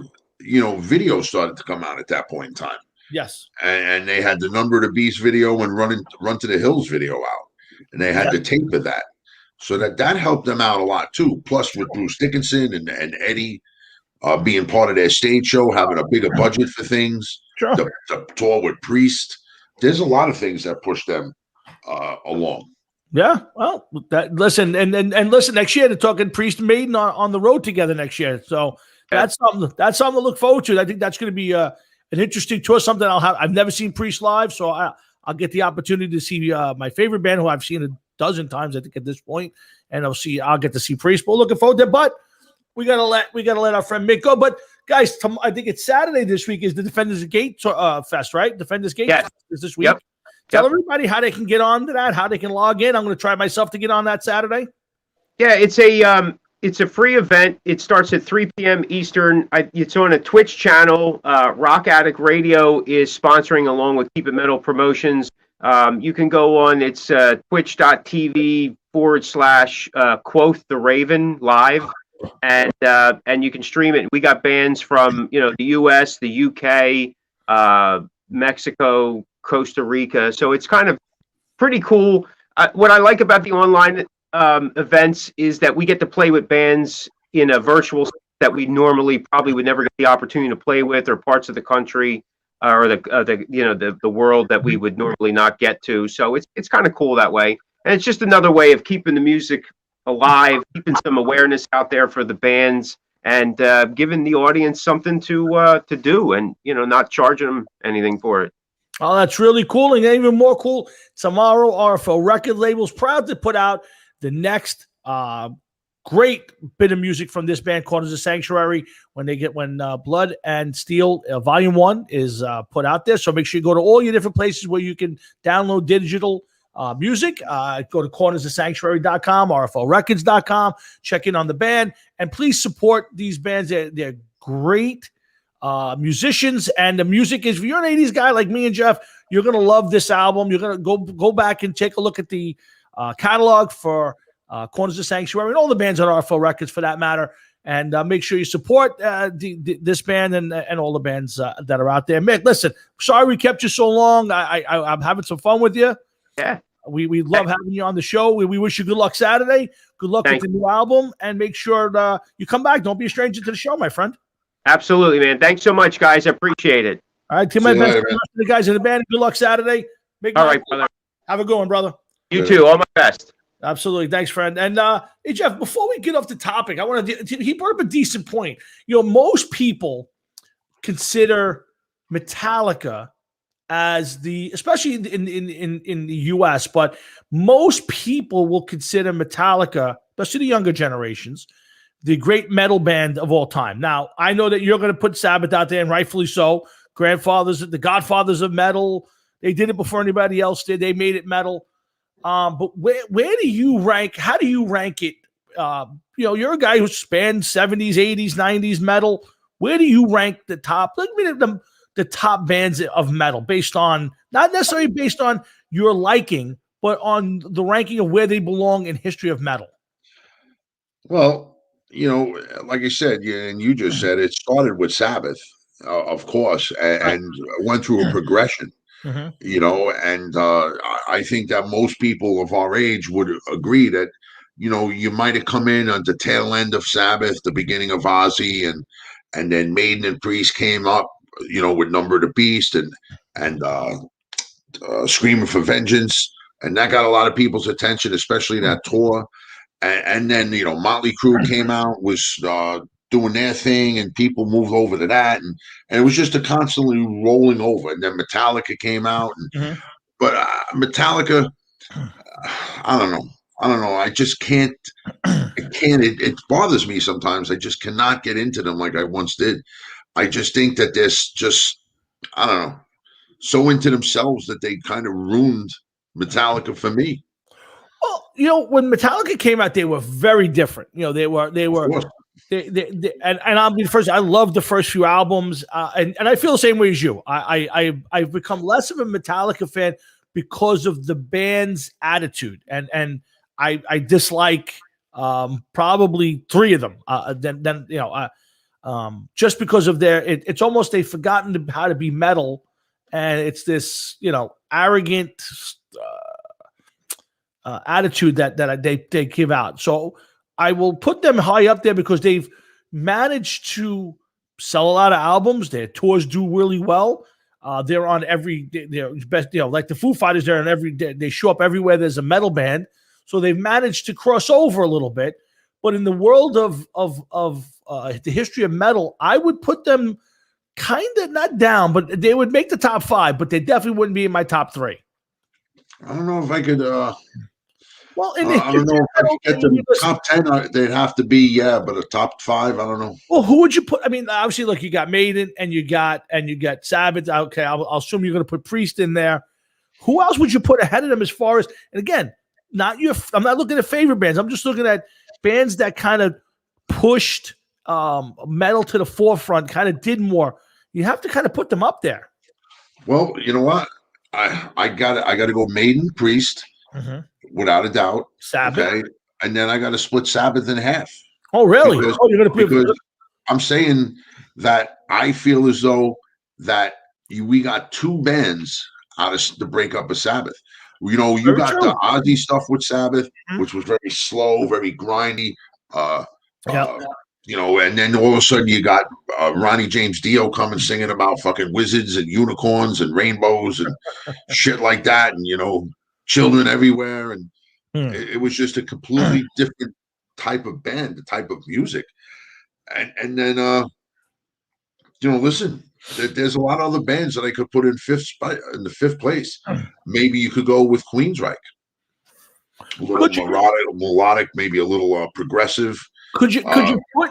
And I know you're not a fan, but for the sense of what I think they spawned, could you put Motley Crue in there somewhere? Because to me, Motley Crue kind of took the metal and then put that flair on it that I think ultimately became the hair metal craze. Listen, comparing Motley Crue to any one of those albums is like trying to fucking fart in front of a cigarette lighter and call it a flamethrower. First couple Motley Crue albums were good albums, Jeff. I mean, Live Wire and Shout Out the Devil were good albums. You take the first 2 Motley Crue albums, put them side by side, and take off 10 songs between the 2 of them and see if you can make a good album. Again, I do enjoy the first 2 albums. After that, it's a little piecemeal for me. There's a song or 2 here and there I like just because I like the melodies of them. And Motley Crue is one of the worst bands I've ever seen live from any genre. So it's hard for me to put Kiss in there because Kiss I kind of consider rock. I don't know, maybe hard rock. You know who I put in as the 5th band? Oh, fucking Motorhead. See, Lemmy. If Lemmy is not metal, nobody is. No, I agree with that. But did Lemmy shape metal? Did Lemmy? Now, Lemmy's going to be Lemmy because he was Lemmy. Lemmy was just larger than life, bad singer, the whole vocal with the microphone, the whole bit. Yeah, one word. Lemmy. Yeah, you're right. It's hard to argue that, but it's interesting. Hot Rocket Sports, Jeff and Tom talking a little music, got a little sports going in. We're here every Thursday night, 7 to 9:30. Make sure you come on back each and every week because we never know what's going to come up on the show. And again, on Wednesday nights, if you're craving some more good music talk, our good friends at Talking the Fast Lane and RFL Records present their own Talking the Fast Lane podcast every Wednesday night. From 7 to 9, John gives you some of the best interviews you're ever going to hear. He had the singer from Pretty Maids on this week. He's had some great interviews, Derek Davis. So listen, check him out every week. He does a great job out there. He talks about music. And as long as he doesn't creep into the sports world, John, we're good to go. I love He's throwing bands out there. He's trying hard, man. I got to say, Anthrax, if Anthrax had stayed the line and made another 2 or 3 albums, I'll say 2, like along the lines of Fistful of Metal, I could say yeah, but they just vary too much with Joey Belladonna, who was a weak voice. Then they ended up getting John Bush, who was great, but they rode that with that stupid ass fucking them saying not and the rap fucking album. Well, I think that's what killed me for me. I think they tried to, a few bands tried to go that rap metal route. And I think it hurt them in the long run. I don't dislike Anthrax. In fact, was it one of the last albums was actually pretty good, but it's never kind of, I never think of them in my top 5 ever. Nah, me either. Maybe top 10, top 15. Yeah. Again, I'll cross over into the world of hair metal when I put together my top 10 bands. And again, I have a hard time with my Mount Rushmore because I don't know if I ever want to put Queensryche in there because I love Queensryche, but I just don't know. It would probably come down to them or Crew, or if I want to cross over to the other side of the hair metal end, put one of those bands in there. I could also go Kiss just for the hell of it, but I could see putting Kiss there just for the longevity. Yeah. You got to give I don't even know how many Kiss albums there is, maybe close to 30. I'm not even sure. I mean, studio albums, I don't think so. But if you put in all the compilations and the quote unquote live albums that were never live, I think you probably get close to 30 or more. Yeah. I got a feeling I bet you it's up there. It's up there real close. The thing for Kiss to me, though, was it was more about the live performances than it was about the albums. The albums were good. Believe me, the first handful of Kiss albums, probably right up to I Love Creatures of the Night. After Creatures of the Night, we got a lot of, we've got a single here or there. Before that, most of the stuff was dead on. I mean, there's some great stuff in the early stuff. The Elder, I'm not crazy about. A couple of songs off the Elder, their one try at that. But but Creatures of the Night, I actually, you know what, John? AC/DC is a good one, Jeff. That's a band that we never really talk about. But again, they're not metal. They're on the hot. They're the other tree. Well, you know what? AC/DC is a perfect example of a band that gave you two bands. You had the Bon Scott, the bluesy 3-chord progression stuff with Bon Scott, and then you had Brian Johnson. Yeah. So I think that you ended up with two bands from that. And you know what? And you know what? They're one of the few bands that I could tell you that changed a major part of the band. Not that they had any choice because Bon Scott died, but they're one of the few. He kind of made that final. Yeah. But they're one of the few bands that actually made that switch and actually either stayed big or got bigger with the new singer. It doesn't happen very often. No, definitely got bigger. I think their audience exploded. Oh. I think they were on their way anyway before Bon Scott died. But Bon Scott died, and Back in Black is definitely what pushed. You shook me all night long is what did it for them. Yeah, and they became, and I'm sure their stuff was on the radio before that. I kind of remember hearing maybe some, but after that, once you got to, Back in Black and You Shook Me, to this day, you even on regular radio, you would hear those songs back then. So, they're one of those bands that definitely deserves to be on some sort of top 5 list. I'm just not going to put them on the, that's a tough one, John. I think Jeff would agree with you that the Bon Scott AC/DC was better. And I'm sure that I like more stuff from that era. But, Back in Black is one of the biggest albums of all time. I mean, that's just... It is. Yeah. It is. I'm sorry, Tom. Go ahead. No, go ahead. Jump in. The AC/DC is all the Bon Scott stuff sounded alike, and then all of the Brian Johnson stuff sounded alike. 100%.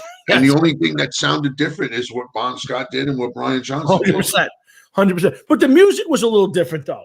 I definitely... It was a little heavier, I think, the Brian Johnson stuff. Yeah, I think they more bluesy with Bon Scott. But you're right. Once they went to the Brian Johnson stuff, everything they wrote sounded the same. Maybe because of the way he sang. I don't know if that was it. But the same with the Bon Scott stuff. Everything they wrote then, TNT and Highway to Hell, to me, it could be the same freaking song sometimes. You know what? Bon Scott stuff sounded it sounded like Joey Gans's shed in the backyard. You had a Fender Mustang. Yeah. You were paying through an amp with no distortion pedals, no nothing to get sound. And then all of a sudden, one day, we each got a little bit of money and we got better equipment. And then we became AC/DC with fucking Brian Johnson instead of Bon Scott. And we went up to the next level. And that's what it sounded like. It's like they learned how to play a little bit better, got a little bit smarter, wrote a little bit more complex songs, wrote a little bit more heavier songs. But listen, either way, it's a winning combination for them. Yeah. Oh, absolutely. Excuse me. Yeah. And listen, we could talk about that, the bands and that era stuff for all night long. Again, we've done it before. My metal, Mount Rushmore will always be 3 deep, and then the 4th will always change. It'll always be Sabbath, Maiden, and Priest. and then it could be Motley Crue, it could be Queensryche. I got a couple things. I kind of go back and forth on that a little bit. Venom. Venom, yes, Venom. Those guys were great. Those guys were great.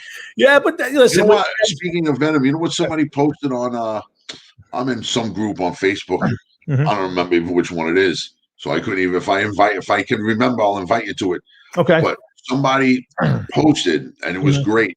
Somebody posted the original ad for the Paramount Theater in Stapleton where Venom played. Really? Yeah. Wow. They called it the Pyro Show or the TNT Show or something like that. Yeah, there were some great shows down there. Not that I ever got to see one. I was a little too young. I never got to see a show at the Paramount. I remember being across the street the night Twisted Sister played, and you'd have thought you were at the Garden with many people that were outside that show that night. Sure. But yeah, I never got to see a show there. I've never even been inside the Paramount Theater, but that's funny. I would like to have seen Venom in the Paramount Theater. Yeah, it was pretty fucking sick, I guess, huh? We're gonna switch gears a little bit here. We're gonna get to some football, but I want to sneak in a little wrestling. We got to get a wrestling segment in this week, and don't forget next week we do our very first ever Hard Rocket Sports movie review. Pride of the Yankees. Jeff's a big Lou Gehrig fan, so I'm gonna make him sit down and watch Pride of the Yankees. Gary Cooper, great story, but you got to do a little research. You got to find out how much of the movie is real, how they change the life story a little bit here. And we're going to talk about, does Gary Cooper do a good job portraying Lou Gehrig? So I'm pushing Jeff. I know he's not a big TV guy, but he's going to be doing some. I wish I had paper. All right, do. No clip. I'm going to write this down now. Yes. So that I remember. Pride of the Yankees. Yes, and I'll tell you this much: if you don't have a stream, if you guys don't have Netflix and that stuff, I have a. You can use my Amazon Prime account. I'll give you the details. You can drop that on your TV and find any movie you want. Or YouTube. I got this. This. Okay. Stuff. My wife has it, actually. Yeah, I just don't know how to access it. So. Well, you're going to have to learn. So now, twice a month, we're going to come on here, do 10 minutes. You're going to have to watch a movie once every 2 weeks. It'll be sports, wrestling. I got a few wrestling ones. We got some football. We got some music ones. And we'll review the movies and come back, and then we'll put it all over to YouTube and Facebook for you guys. But Jeff, let's talk wrestling. You had a really good couple topics this week, and I want to get to them right now. You ready? Yeah, man. Do you remember what the topics were? No. Okay, good. So I'm seeing you prepared as usual. So the show's right on target this week as usual. I know it was about heels and baby faces. It's just I don't remember what. But go ahead. So there's two topics you gave me. One. Okay, folks, this is what I have to deal with every week. I get abused every day, and he throws me topics, and then he shows up and doesn't remember the topics he gave me. But that's okay. That's what the show's about. So the first topic you gave me was, you wanted to talk about the guys who never changed, the guys who are baby faces or heels that never, spent their entire career. So I did a little research, tried to figure it out. And I'll go first. The two guys I found that didn't seem to ever change from baby face were Ricky the Dragon Steamboat and Tito Santana. Okay, that's exactly who I was going to say. Okay, so I think both guys had successful careers. I think Ricky the Dragon in the WWF was not quite the huge star I think he should have been, and I don't think it would have helped him to change. Same thing with Tito. Tito was that fiery guy, but a guy who kind of was always. You needed a third guy in a 3-man tag team. It was Tito Santana showed up. He kind of just fit that bill as almost a jobber, but a little bit elevated above that. Yeah, I agree with that. I think that he didn't have the look and the personality to turn heel.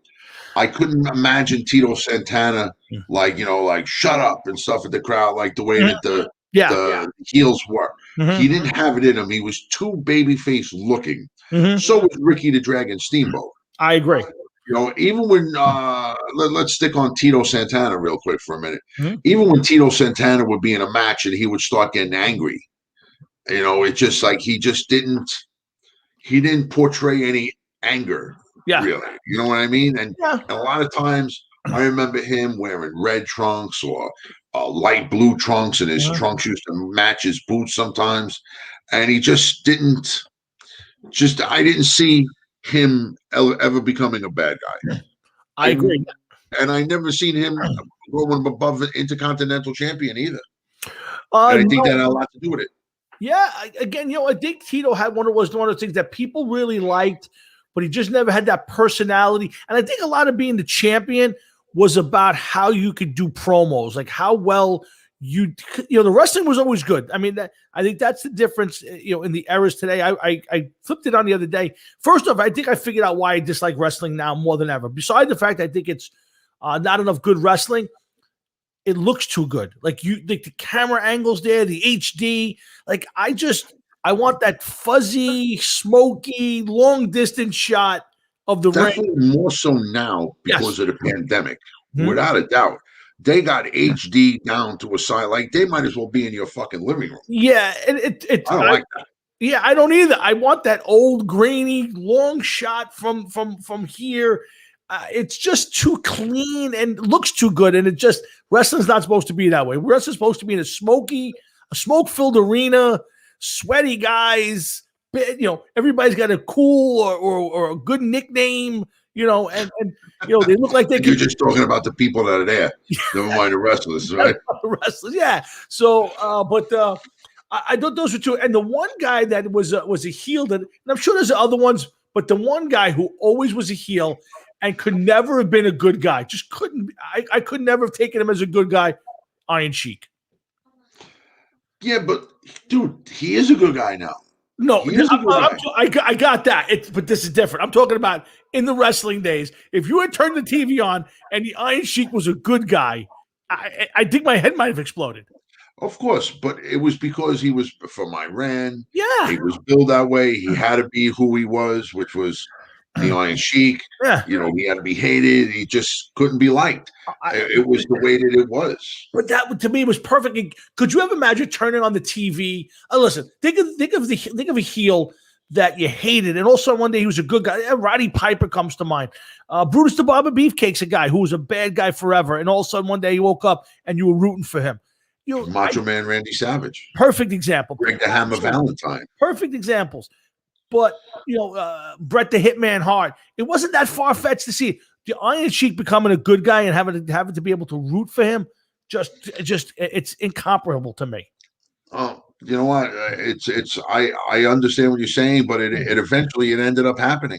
Oh yeah, it really did, because people love him now. Well, now they do, because of the way he acted, and now people separate reality from that. Before there was no, you had to find out, by reading some of these wrestling rags, and there was no internet.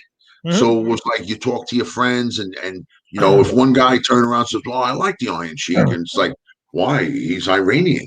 Like, why would you like him? What is the matter with you? And that's the way it was. But now there's all these websites, and and you could spend fucking weeks at a time reading about this stuff. Oh, absolutely. And I do. Every night when I'm working on a show, I always kind of flip, and I just DVR'd what's it called? There's this thing they come out. I watched the snooker one, Dark Side of the Ring. If you ever get a chance, look up Dark Side of the Ring. They've had a whole bunch of different ones. Dino Bravo and snooker, a few. The one I just downloaded now was the Von Erichs.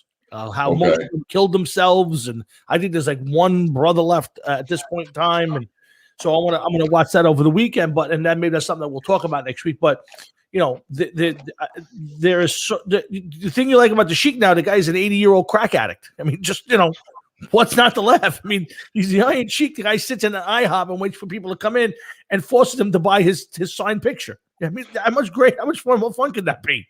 Listen, he's looking to pay off his dinner. You walk into IHOP with your wife and the Iron Sheik sitting there. I mean, do you go over immediately? Definitely, without a doubt. Especially if you had signs by my signed picture. Yeah, you got no choice. If I saw the Iron Sheik sitting in an IHOP waiting for me to come over, I'm going to hang out with the Iron Sheik. I'm going over. Have to. How could you not? Now, the other thing you also brought up was give me a wrestler who flipped one way or the other who should never have flipped, and I came up with two. Okay. Curious to see what you got. Yeah, it's two easy ones. This is easy, but it's a fun one for me. First off, it's Andre. Andre the Giant should never have been a bad guy, because as a bad guy, he could never lose. And They waited till the end of his career to make him go bad guy, and I didn't like it. And the fact that he attacked Hogan, the storyline didn't make any sense. Like he was also, all of a sudden after 25 years of being, the guy who never had a title, now he was jealous of Hulk Hogan. It made no sense, and it bothered me. And the other guy who flipped was Hulk Hogan.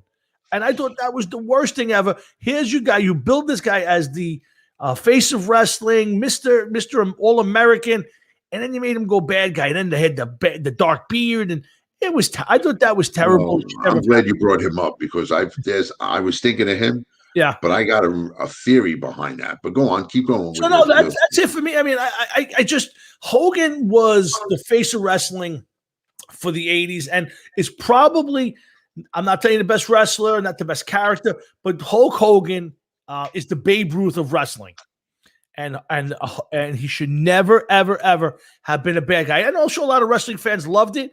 I thought it was terrible, and Hulk Hogan, like Bruno Sammartino, should have went out on top as the all-time good guy, in my opinion.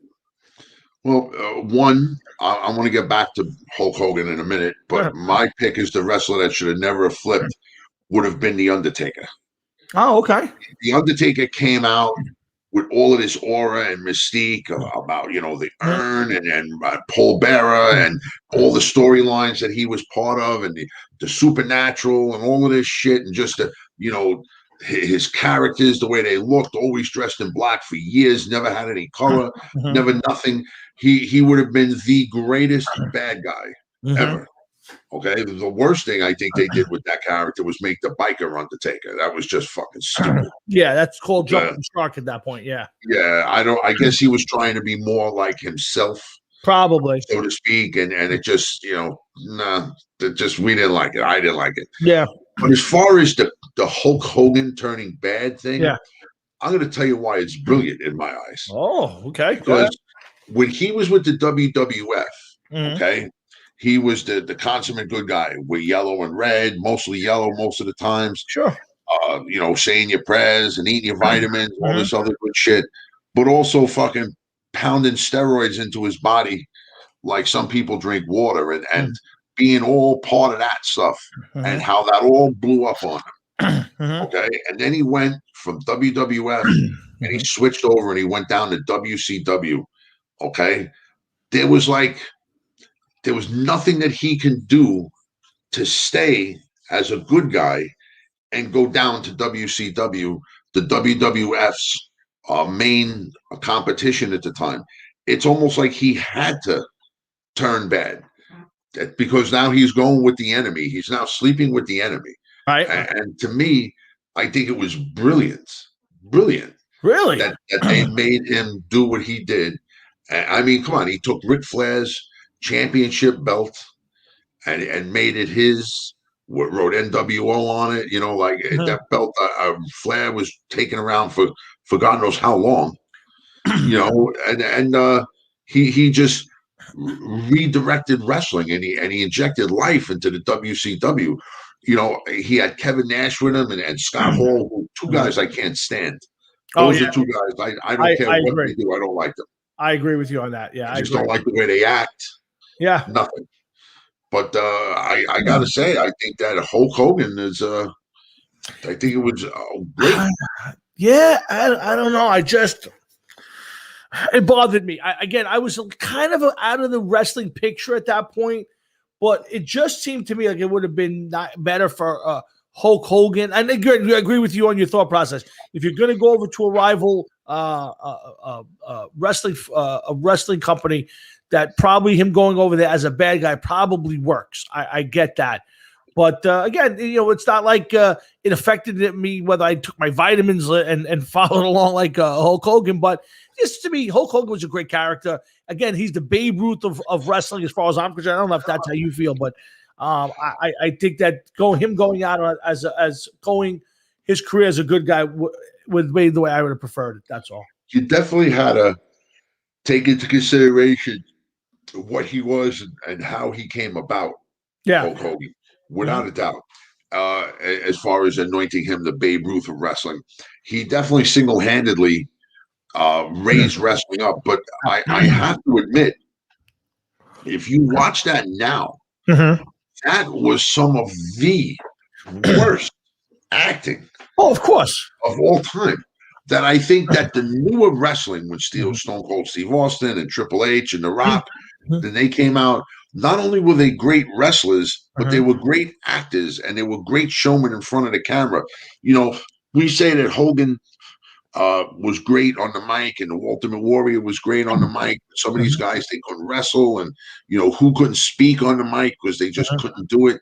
But the wrestlers are nowadays, well, not nowadays, a little ways in the past. Yeah. Let's put it that way. The Rock and Triple H and Stone Cold Steve Austin, and they were able to work the mic, they were able to do a storyline, they were able to perform in the ring, they were able to do a lot of things that a lot of these modern day guys just older guys weren't able to do. Modern day guys, they keep honing it, but they bringing back a little bit of the corniness too along the line.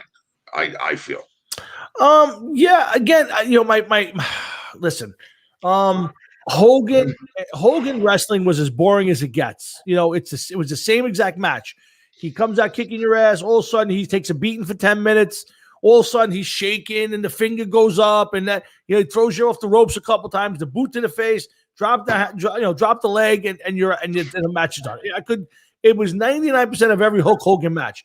Hulk Hogan as a character, his promos, and everything else that he did was the best of all time. I mean, Hulk Hogan promos, if you watch them, are just some of the best. I mean, just absolutely some of the best. His acting, as it goes, as far as promos, was great. His wrestling, I agree with you. His matches, most of them were very boring, and again, extremely predictable, as they call them. Yeah, well, I mean, come on. Most wrestling matches, if you watch wrestling for more than once, you would see it somewhere along the line that, okay, all of a sudden, this guy, I love this guy, but he's getting his ass kicked. I hate this guy. Yeah. And, well, what's going on here? They just hit him with a chair. But wait a minute, he didn't go down. He's running around the ring. He's pumping his fists. And next thing you know, he's kicking the shit out of this guy. He got his ass kicked for 10 minutes, couldn't stand up. Kicked out a couple times, and all of a sudden came out of nowhere and then won the match. Yeah. Just come on. It was so obviously fake, but when we were watching it, we were like, oh, come on, hopefully he's got to come back. He's got to come back. Yeah. Yeah, listen, you always kind of hope that something different was going to happen. I never, you knew what was coming, but you didn't care. I just think it was to me, it was an amazing thing. And again, Hogan should never have turned bad. Iron Sheik should have was. Well, it was a stunning Hold on a second. I'm sorry. I wanted to show you something, but that'll wait. But yeah, listen, great stuff. I love the topics. Maybe next time you remember them before you come on, so that way you. After you said them, I remembered them, and I wouldn't have given you the topics if I didn't have people in mind. Oh, I'm sure you did. I'm sure you had it all worked out before you did it. Just as usual. I go back and I actually read the stuff you send me.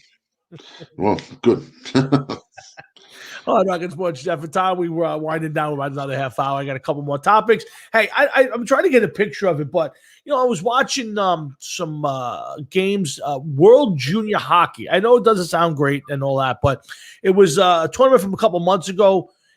Junior hockey, the United States going for the gold. They beat Finland to get to the gold medal game, and then they beat Canada in the gold medal game. And it was good hockey. I have to tell you, I haven't really watched a full hockey game in a long time. I kind of been watching a little bit of Rangers this year. But it was really exciting hockey. The kids were playing great. It was, it was just good, fun hockey.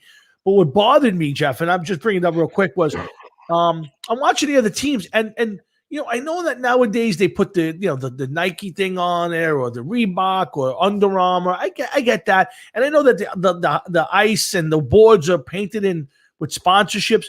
But the USA team, now the Finland team did it too, and I thought it was tacky. But this is the US. We got more money than any country in the world, maybe except China. The Finland team had, I think it was on their helmets and on their jerseys was like Finland Air or Fin Air. And I thought it just looked tacky. But the U.S. team, they had the beautiful blue or the white, red, white, and blue jersey uniforms. I mean, just amazing. And on the shoulder was a patch, I think on the helmet too, that said Chipotle. And I said, I mean, come on, guys. Do we really need the sponsorship that bad that you're willing to put Chipotle on the shoulder next to the flag of the United States or on the player's helmet?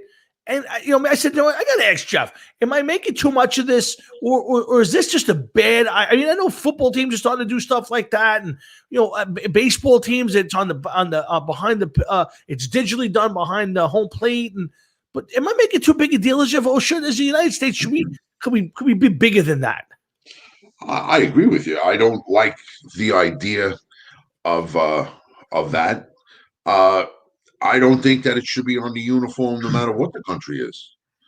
Okay, Yeah. You want to advertise it on the boards in hockey or along the fences in baseball. Sure. That's fine. I don't have a problem with that. But in football or hockey, on the uniforms, anything on the uniforms, I don't like. That's like the boxes. I remember a couple of years ago they wanted to put ads on the boxes themselves as they were fighting, like some press-on type ads or whatever. Yeah. I just, come on, man. Just let's keep some of it, just about the sport, please. Yeah, I mean, this is a USA. It's your jersey. It's your uniform. I mean, it stands out. I mean, it was an amazing event. It was great hockey. I mean, they won the gold. It's only like the 5th gold in international play we've ever had. And I'm watching look at the jerseys and helmets. It's got Chipotle on it. I'm like, you got to be kidding. This is embarrassing. I mean, and of all places, Chipotle, really? I mean, I don't know if there was something you could have put on there that I would have went, hey, that's okay. I don't know. But at the end of the day. There's only one that I could see. What's that? Budweiser. No, I'm dead serious. King of beers? Because Budweiser is a very American company. True. I don't know if they still are. They put out a couple different videos for in honor of September 11th. Everyone that died in September 11th, and only played it once, just once, so that they said that they weren't trying to, capitalize on it. Right. Which and it was a very emotional video. If you've seen it, it's I can see how it can make a lot of people sad. A great video. And I just don't think that I think that their ad would have been acceptable, because I think they would have done it tastefully. I guess I just, like I said, I didn't want the USA uniforms to turning into a billboard. It's the same for the Yankees. To have the Nike swoosh on the Yankee uniform bothers me, but all right. But what's next? Are we going to have Chico's bail bonds on the back of the uniforms? I mean, what's next? I know that teams want to capitalize and make every dollar possible, but at some point you got to have some pride. And if our sports leagues want to do it, I get it. But this is the United States of America's hockey team, and it just shouldn't be sold for advertisement. And it just bothered the crap. A great game. The plays were great. I have great memories of watching this game now, but boy, I tell you, it really irked me. And I said, I got to ask Jeff. I said, maybe I'm just too old school and too. No, I think I agree with you 100%, man. I really do. Yeah. I really do. It's a shame that it's gone in some of the ways that it has. Yeah, it is. So again, you get a chance if you see it, just take a. They play it all the time. I know you don't watch much TV, but if I get a chance to find it, I'll send it to you just to get a little bit more of a reaction from you. But a couple more topics, Jeff. If you got the energy, I got a couple more things I want to throw at you. Man, let's do it. Football. Let's go a little football right now. But I want to do. I know you don't want to talk about the Giants; they're too pathetic to be talked about. But I want to talk about the Cowboys first. Now there's something I could talk about. Yeah, I'm sure you can. How do the Cowboys do it? I mean, they're paying $20 million a year, I think it is, to Amari Cooper. Ezekiel Elliott's getting a ton of money, and now, Jerry Jones said he was going to get over. If he was going to overpay, he was glad it was Dak Prescott. So you're already saying you overpaid for the guy. So, Jeff, how do the Cowboys pay Dak Prescott $40 million a year for 4 years? Tom, it's going to happen, and wait till the next guy comes around. Who's the next big name to capitalize that's going to get $45 to $50 million a year? And it's going to happen. It's going to happen. Well, I mean, listen. I mean, Mahomes is making 50. Do I think Mahomes is worth it? No. Again, the salary cap is $182 million. You're giving Dak $40 million Okay, you're giving him a quarter, a little more than a little less than a quarter of your entire team's salary cap.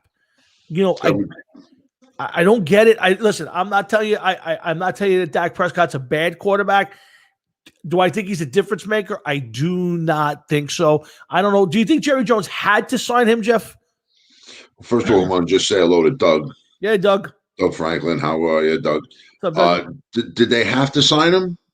You know what? The devil you know sometimes, Tom. Yeah. And with all the quarterbacks changing teams and changing positions and I'm on their teams and everything else.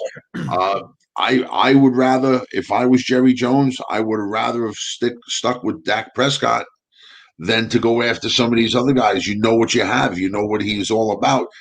Only thing, though, is I don't know if I would have paid him on a 4-year deal, though. You know, or maybe I would have made it guaranteed money for 2 years, you know, or whatever. And then they say, well, he could redo the deal in the 3rd year or whatever. It depends on how he comes back from this injury. Well, he says he's going to be ready for the season. I don't know if he's going to be ready. I don't know what kind of off season the NFL is going to have. I haven't heard any announcements. Or they're going to have OTAs. I know Jerry Jones, the Texas teams are expecting to have full house come September. I mean, they're already wide open. So, the Texas Rangers are going to have a full house for opening day. So I wonder what it's going to be like. But again, I think Dak is a good quarterback. I think he's a little better than a game manager, but I don't see Dak Prescott as a difference maker.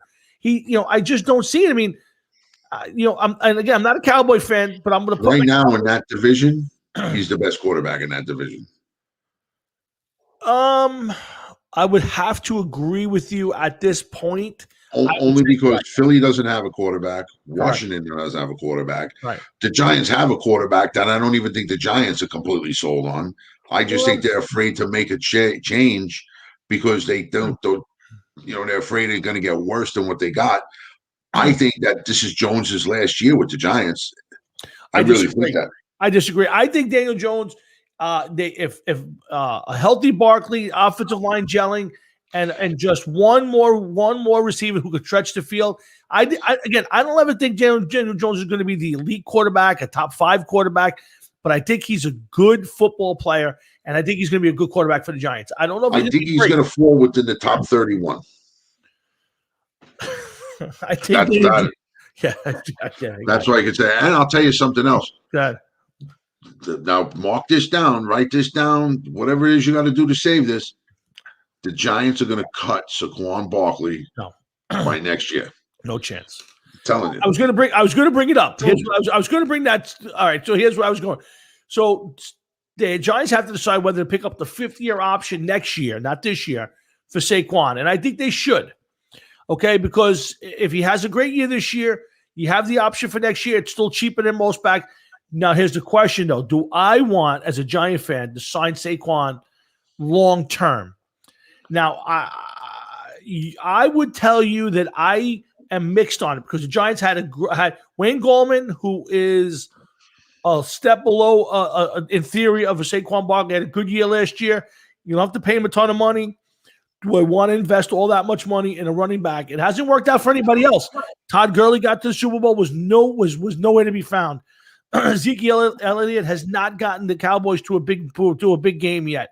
So you're paying these guys a lot of money, and they haven't produced, Jeff.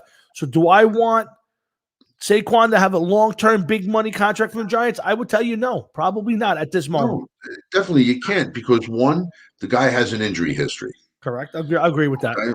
He has an injury history and has to be taken into consideration. I don't think he's played one full 16-game season yet.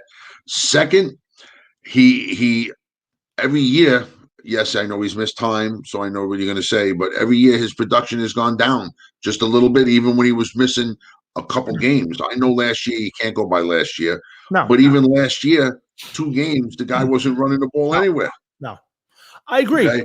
Now, can you blame some of that on the offensive line? Without a doubt. Absolutely. But a good back is also going to find holes regardless of who the line is. Now, I'm not saying that he would have looked like Gale Sayers back there. Mm-hmm. But you got to get a little bit more out of him, and he's got to be a little bit more durable and everything else. I agree with you. There's a lot of guys, a lot of teams that use a fucking running back that they scored in the third, fourth, fifth rounds, and they're having productive seasons, and they're productive players for a year or two, and then the team moves on, it seems. The Giants could do the same thing and save a fuckload of money than what they're going to end up paying Barkley.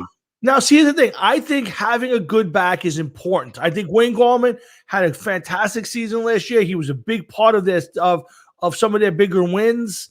But I don't necessarily think you need to pay a back $20 million a year, $15 million a year for the super back. I just don't. I think that you're right. It's not the days of Emmett and Sweetness anymore. These backs are good ball players. Don't get me wrong. I think Zeke's a good running back. Gurley's had production. Kamara might be the one guy who's probably done the best. But again, even him, they haven't gotten to a Super Bowl with him. So to me, I don't think you need an all-time back. I just think you need good backs, Jeff. You know what? You're 100% right. I agree with you. And it also seems as though that a lot of these backs come into the league and teams don't have answers for them right away. Yes. And they're like, well, this guy can catch out of the ball field, out of the backfield. He lines up here. He does this. He does that. And then once all of a sudden they get a beat on him, that's it. They neutralize him. So, Douglas is saying that, maybe 3 or 4 years for a back. That's probably about how long it takes for these guys to really like, okay, this is what he does the best. This is what he, can do. This is what he can't do. You stuff him at the line, whatever. We could change his game. Yeah. And we could do it that way. And I think that that's what it is. And then when you get another running back that all of a sudden now, God forbid he takes off, he lines up left, takes off right. That's it. He's gone. He's done.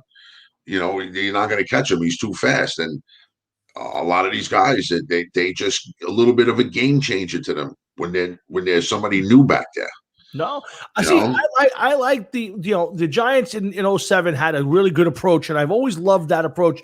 Before Earth, Wind, and Fire, which was Brandon Jacobs, Ward, I can't think of Ward's first name, and Ahmad Bradshaw. They had the ground. It was ground and pound with no, it was ground grab. It was something else with Tiki Barrett, and Tyrone Wheatley. And I thought the three-headed monster was great. There's a day maybe one guy was having a better day than the others. You feature him. You threw 3 different things at people. So while I love Saquon Barkley and he's got a ton of gifts, you're right. He's got the injury history, but I think the bigger problem for me is you guys are right. You get 3 or 4 years, and these backs they lose a step. But meanwhile, you've tied into them for all this money. I would pick up the 5-year option, but I don't see me signing him to a big money contract for a long-term deal. I don't see it. No, but you know what? Unfortunately, somebody else will come around and throw the money at him that he wants. Absolutely. So, sometimes you're one of these teams, you have no choice but to make your bid on him and just you're going to have to pay up. What could you do? There's the cautionary tale with like Le'Veon Bell. Todd Gurley's another big one, but Le'Veon Bell was one of the best backs in the league. He took a year off. Next thing you know, he hasn't been anywhere near the back he was prior to stopping playing. Guys barely, I don't even think he's 30 years old yet. It's just, I think the second tier back for less money, maybe a couple of decent ones, is better served than the superstar back who tends to get beat up and lose a step. Well, the sad part is that a lot of those guys played for close to 10 years and didn't lose a step until the last couple seasons in the NFL and were productive players for almost 10 years. Yeah, no, I would agree with that, Jeff. And it's interesting. I think the Giants have a lot of, and I agree with you, Jeff, on the Daniel Jones. I think this is a big year for Jones. And the Giants have gone all in. They didn't jump on the quarterback carousel. They made no interest in bringing in a different quarterback or a bigger veteran type guy to maybe compete with Jones. They've basically gone all in. I think they had to. Number 6 pick a couple years ago.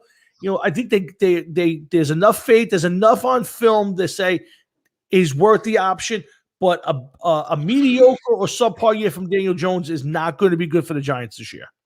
No, of course not. He needs to take another step. Now, How did he go from 24 touchdowns and 11 interceptions in rookie year to 11 touchdowns and I think it was 9 interceptions in his second year? Can we blame Jason Garrett? Can we blame the offensive line? Can we blame Barkley being out most of the season?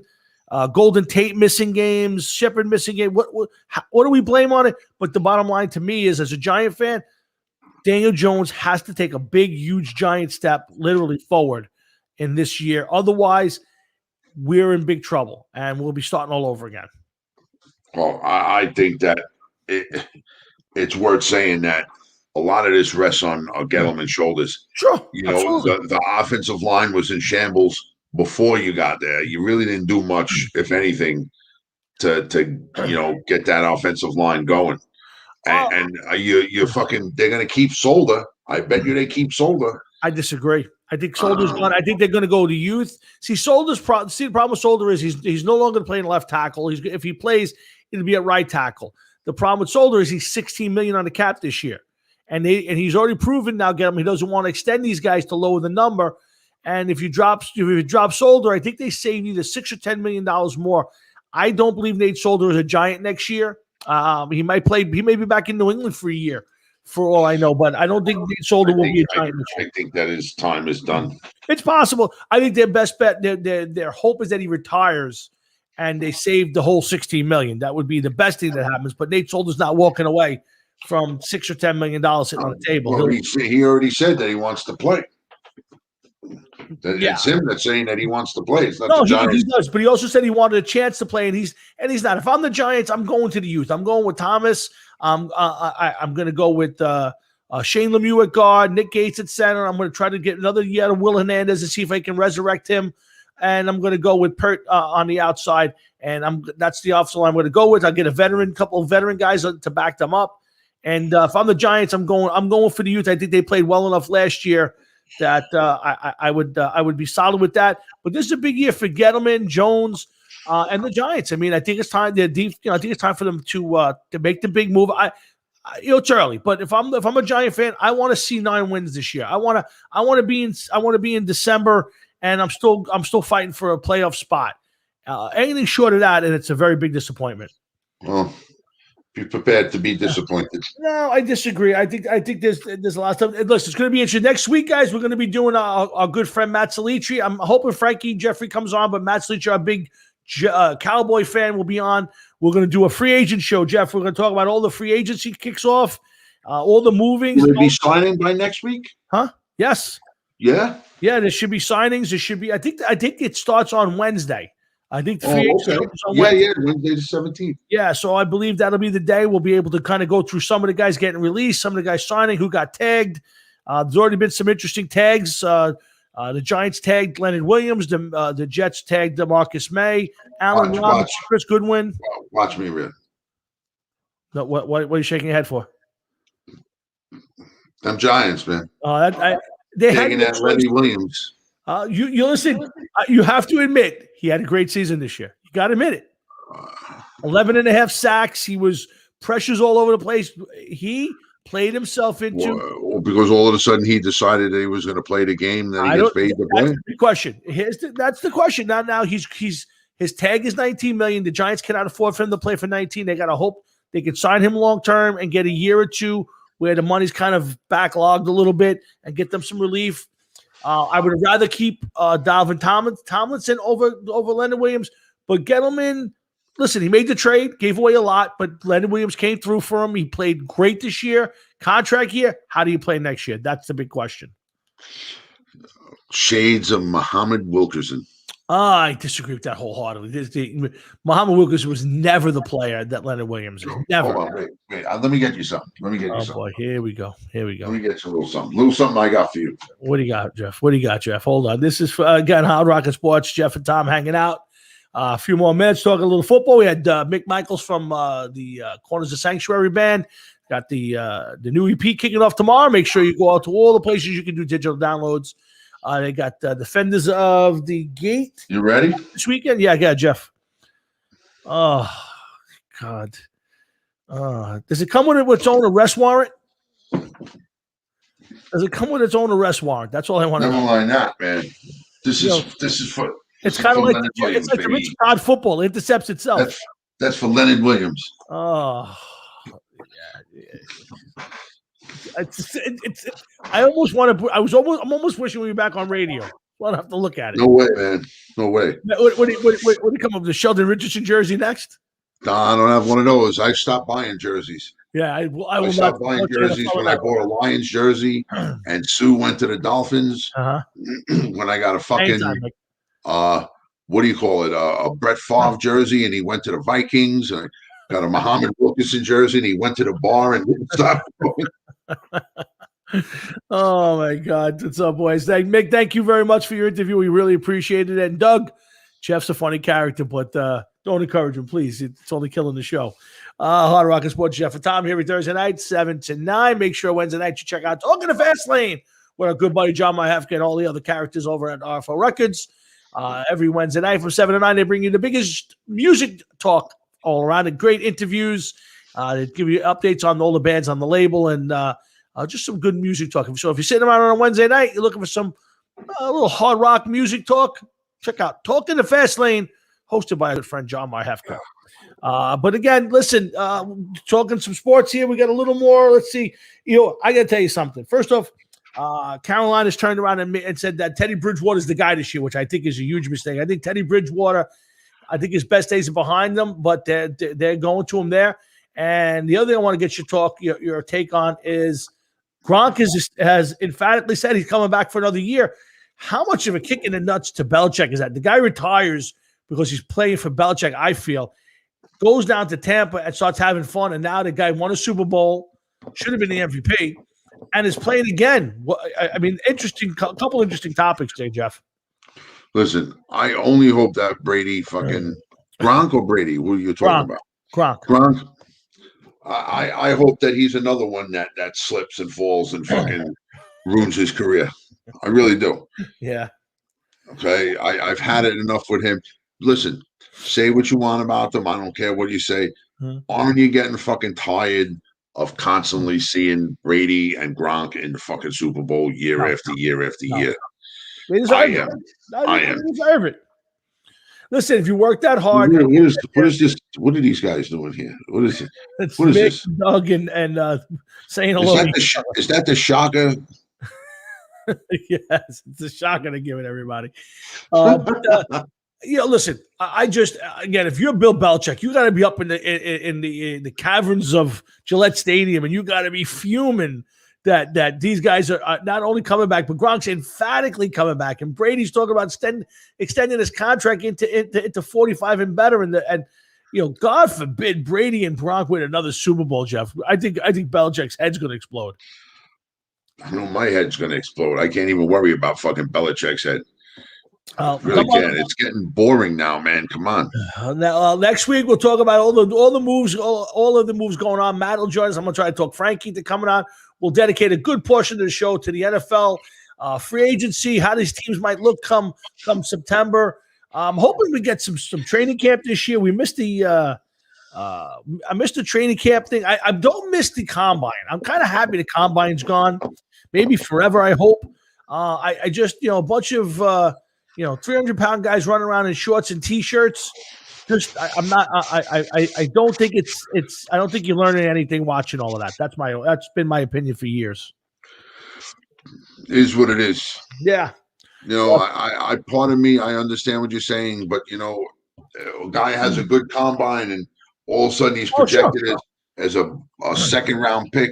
He has a good combine and now all of a sudden he's a top 5 pick because he ran the 40 in under fucking 5 seconds. And some of these guys, they're talking about this quarterback from North Dakota State or whatever the fuck it is. Yeah. Played 17 games against inferior talent, but they're like, well, you could just tell the guy's going to be good. Carson Wentz, Jared Goff. Two guys everybody thought were the top 2 picks in the draft a few years ago, and they played just exactly that, and they've both come way back down to earth. And well, you know what? Listen, Carson Wentz got hurt. His career got derailed. Yeah. Jeff Goff was in the Super Bowl 2-3 years ago. Mm-hmm. So, I mean, they weren't exactly the worst picks in the world. No. But this kid here, that now all of a sudden he's up there. He's within the top 5 quarterbacks of the draft. You know, I don't know. I think, you know what? If they keep, there's enough time in this draft. If they keep talking about this guy from BYU, Zach Wilson. Yeah, you may turn around and see something you never thought was going to happen, which is he goes first. No chance. No chance in the world. Urban Meyer and the Jaguars will take Trevor Lawrence #1. It would be. I'll tell you this: you and I will be on the air, whether we're sitting next to each other or doing this show this way, and I will bet you right now, anything you want, I will do anything you want me to do if Trevor Lawrence is not the #1 pick, because I will drink Tabasco sauce if you want. I'm not trying to get you to do anything like that. I'm just telling you that who was it that said it? Oh man, a former NFL quarterback was someplace talking about that he may be the best quarterback in the draft. I forget. I even can't remember who his name was. Right. Then earlier today, I was watching the NFL channel, I guess it was, and they were talking about it, and they were pushing him again, and they're saying his stock is rising, like a rocket ship. Now you've seen stranger things happen in the draft. Absolutely. Oh no doubt. Trevor Lawrence, who hasn't even fucking played, is already going to be out for a while with surgery after having surgery on a torn labrum in his shoulder or something like that. Oh, it's a torn labrum, but it's in his non-throwing shoulder. But it doesn't matter. What happens if he fucking gets tackled and he lands on that? Again, any one of these guys can get hurt anytime. To me, again, I'm not. I know, but this is something. It's one thing if you're in the dark and you don't know. Right. Okay. Now, every single time he goes down, you're going to be thinking, is that shoulder okay? Is that shoulder okay? Yeah, I get your point, but to me, again, I'm not the biggest Trevor Lawrence fan. Don't get me wrong. I'm not here telling you he's a generational player. He's going to be the next great player. I'm curiously or cautiously objective to it. I didn't see enough of Wilson at BYU to say he's a great guy. I watched his highlights. The guy can throw a football. He makes all the throws. No doubt in my mind.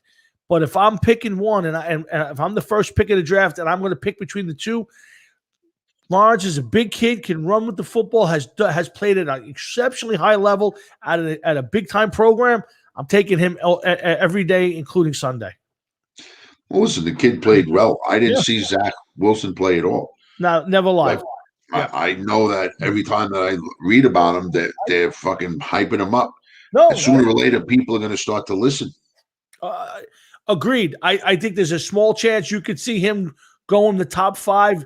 The Jets have been talked about him. The Jets spending another pick on another quarterback is a tough one, but I've heard the talk there. I've heard teams jumping up there to make that pick. I've heard the Dolphins at that. So there's a bunch of different ways that kid could go. I definitely think he's going to wind up in the top 5 or 6 picks for sure. Speaking of winding up, I heard the rumor now is if you want to wind up with Deshaun Watson, it's going to take 5 #1, 5 first rounders. Would you make that trade? No chance. I think they don't want to trade him. I think they're going to make every attempt. I don't think they will. If they do, it'll be very close to the draft, if not draft day. I think that if I'm the Jets, and if you could get him for your second pick in the draft, plus the 2 Seattle picks, not your pick, the 2 Seattle picks. Gotcha.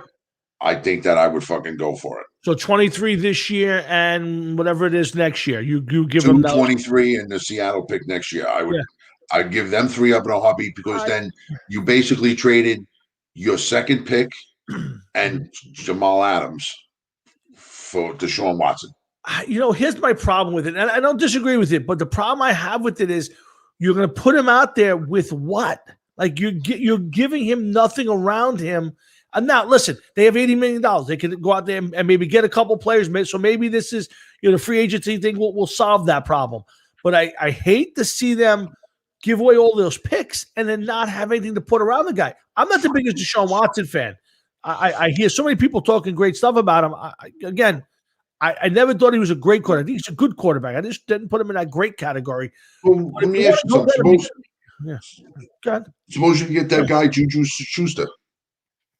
again, if you're telling me that you're gonna, yeah, I mean, again, I think Schuster's a little immature, but a great player. Could be a great player. A little immature, but yeah, if you can tell me you're going to get Schuster, you're going to draft a player, you got to fix the offensive line. You got to get a receiver. You need a corner. You probably need one safety. I mean, the Jets need so much to go out and spend that much on a quarterback with that high price tag. I might be crazy. Now, let me ask you, what is more the likelihood that he gets traded to Deshaun Watson, to anybody? It could be anybody, or Russell Wilson getting traded? Because I think Russell Wilson getting traded is probably going to happen before Deshaun Watson gets traded. I think it's going to be Deshaun Watson. I think that the Texans are saying this so that somebody will blow them out of the water with an offer. Of course, we have to get rid of him because then the price just drops. So I agree with you. I think it's a lot of smoke and mirrors, but I think ultimately, you're going to have to give up a lot to get him, unless you're going to wait until the last second. All of these teams are going to end up fighting amongst themselves. Sure. Okay, it's not that it's the Texans that are going to command it. It's going to be the teams that want him that are going to go at it. I agree. That are going to keep up in the offer and up in the offer. I can't see if I'm the Texans, I'm just going to sit back and be like, all right, what do you got? Yeah, no, listen, you're in the driver's seat. You're in the driver's seat. If you're the Texans, you got probably. I mean, if Wilson's actually on the block, let's put it away. If I said to you, Deshaun Watson is the leading quarterback on the free agent trade block, or is it Russell Wilson? Who's the Deshaun Watson, because he's younger. Okay. Russell Wilson's 32, too old. Russell Wilson wants to get traded. What's that? Russell Wilson wants to get traded, and his four teams were like the Cowboys, the Bears. I think Miami. Miami might have been there. And the Cowboys, if it was the Cowboys, you said it was the Cowboys. That's out. Yep. That's out. Okay. Yeah. But you got to remember, he goes to whatever team he goes to, you're going to have a lot more in place because you're dealing with an older player. You got to win. So let's just say the Jets go after him. Yeah. Why does he want to go to the Jets at 32 years old? No, he doesn't. No, if you don't want to get beat up in Seattle, which is at least a playoff team every year, you want to go to the Jets and deal with that mess? No way. If you're Russell Wilson, it's the last place you want to go. No, I hear you, but I don't know. It's going to be interesting. And listen, I think the Wilson and Deshaun Watson may wind up last minute before the draft. I think it's not hurting free agency because there's so many players out there. It's a matter of, but I definitely agree with you. I think right now the asking price is very high on Deshaun Watson. The closer you get to the draft, and if you're them, are you willing to call their bluff? You're going to be bad anyway. So if he wants to sit out, who cares? But do you really want that disgruntled player on your roster? I think it's a tough situation the Texans are in right now. If I was that interested in Deshaun Watson, I would just tell the Texans, call me before you do anything. Yeah. Give me a crack at whatever it is that you got going on. Give me a crack at it. Okay. At least give me that much. But I wouldn't be the first one to initiate anything. I think because to me, after a certain point, I would turn around and say, all right, I'll give you the 3 draft picks. Yeah. I'll give you 2 draft picks. Now. Well, you know what I mean? I'm not doing this. I don't think either one of those guys are going to take a bad team and make them very good or great. I think if you're Watson or Wilson, you got to go to a team that is playoff ready with the right quarterback. And the only team that comes to mind off the top of my head is Miami. I think Miami's on the cusp with a great quarterback. I think for sure they take another step. I can't think of another playoff ready team. Maybe the Saints. If the Saints job is open, that'd be another place I could see somebody going to. They got their eye on fucking Winston. But let me tell you something. If you're Sean Payton, your time in this league or on the Saints is coming to an end. It's coming. It's going to get there real soon. He's going to wind up in another place. If you're Sean Payton, are you resting and putting all your eggs in the Jameis Winston basket, or are you making a run on one of those two guys? And I think Russell Wilson, that's one of the places he wanted to go was New Orleans. I wouldn't want him. I wouldn't want Winston. I agree. Definitely not. And yes, I do. I think at the end of the day that Russell Wilson is going to stay in Seattle. I do. I don't think he's actually going to get traded. I think he wants to stay. I don't know what he's bargaining for. I just don't. If you're Seattle, you make that trade, you're putting yourself out of the playoffs next year. He's the only reason that they've been as good as they were. And I'm not a huge Russell Wilson fan. Their defense is porous. They got a social running game. He just kind of makes them work. Without him, that team takes a. If you trade him to Seattle and you're taking back Jameis Winston, you're in big trouble in Seattle. So, no, I don't see them making that move. I think they're going to appease him, give him more say, and move forward with him there. So, no, I don't believe he goes anywhere. I don't know if you feel differently. Time will tell. We'll know in about a month. Yep. But we're going to bring the show to a close. I want to thank everybody for hanging in there. It's 9:30. Next week, we'll start the show off with a lot of football. We'll do the NFL free agency. We'll kind of comment on who's moved. Jeff, I got a feeling with $18 million less in the, I think it's $16 million less in the salary cap this year. I think a lot of veterans are going to move. Some guys are going to get tagged. I think it's going to be a free-for-all this offseason. Yeah, it has to be because there's going to be – they got to field the team. Yeah, teams are going to look to get rid of some high price. You're going to see a lot of young teams out there. Thanks, Doug. Thank you for everything, and look forward to talking to you soon, pal. So, yeah, we're looking forward to Matt will be on next week. Jeff and I will do a lot of football. I'm sure Jeff's going to give me some wrestling stuff, and we're going to do our very first Hard Rocket Sports movie review because Jeff's going to watch Pride of the Yankees with Gary Cooper, the Lou Gehrig story. We're going to have some fun with that next week, and we're going to do this all over again there. So, before I say the goodbyes, Jeff, you got anything you want to end with?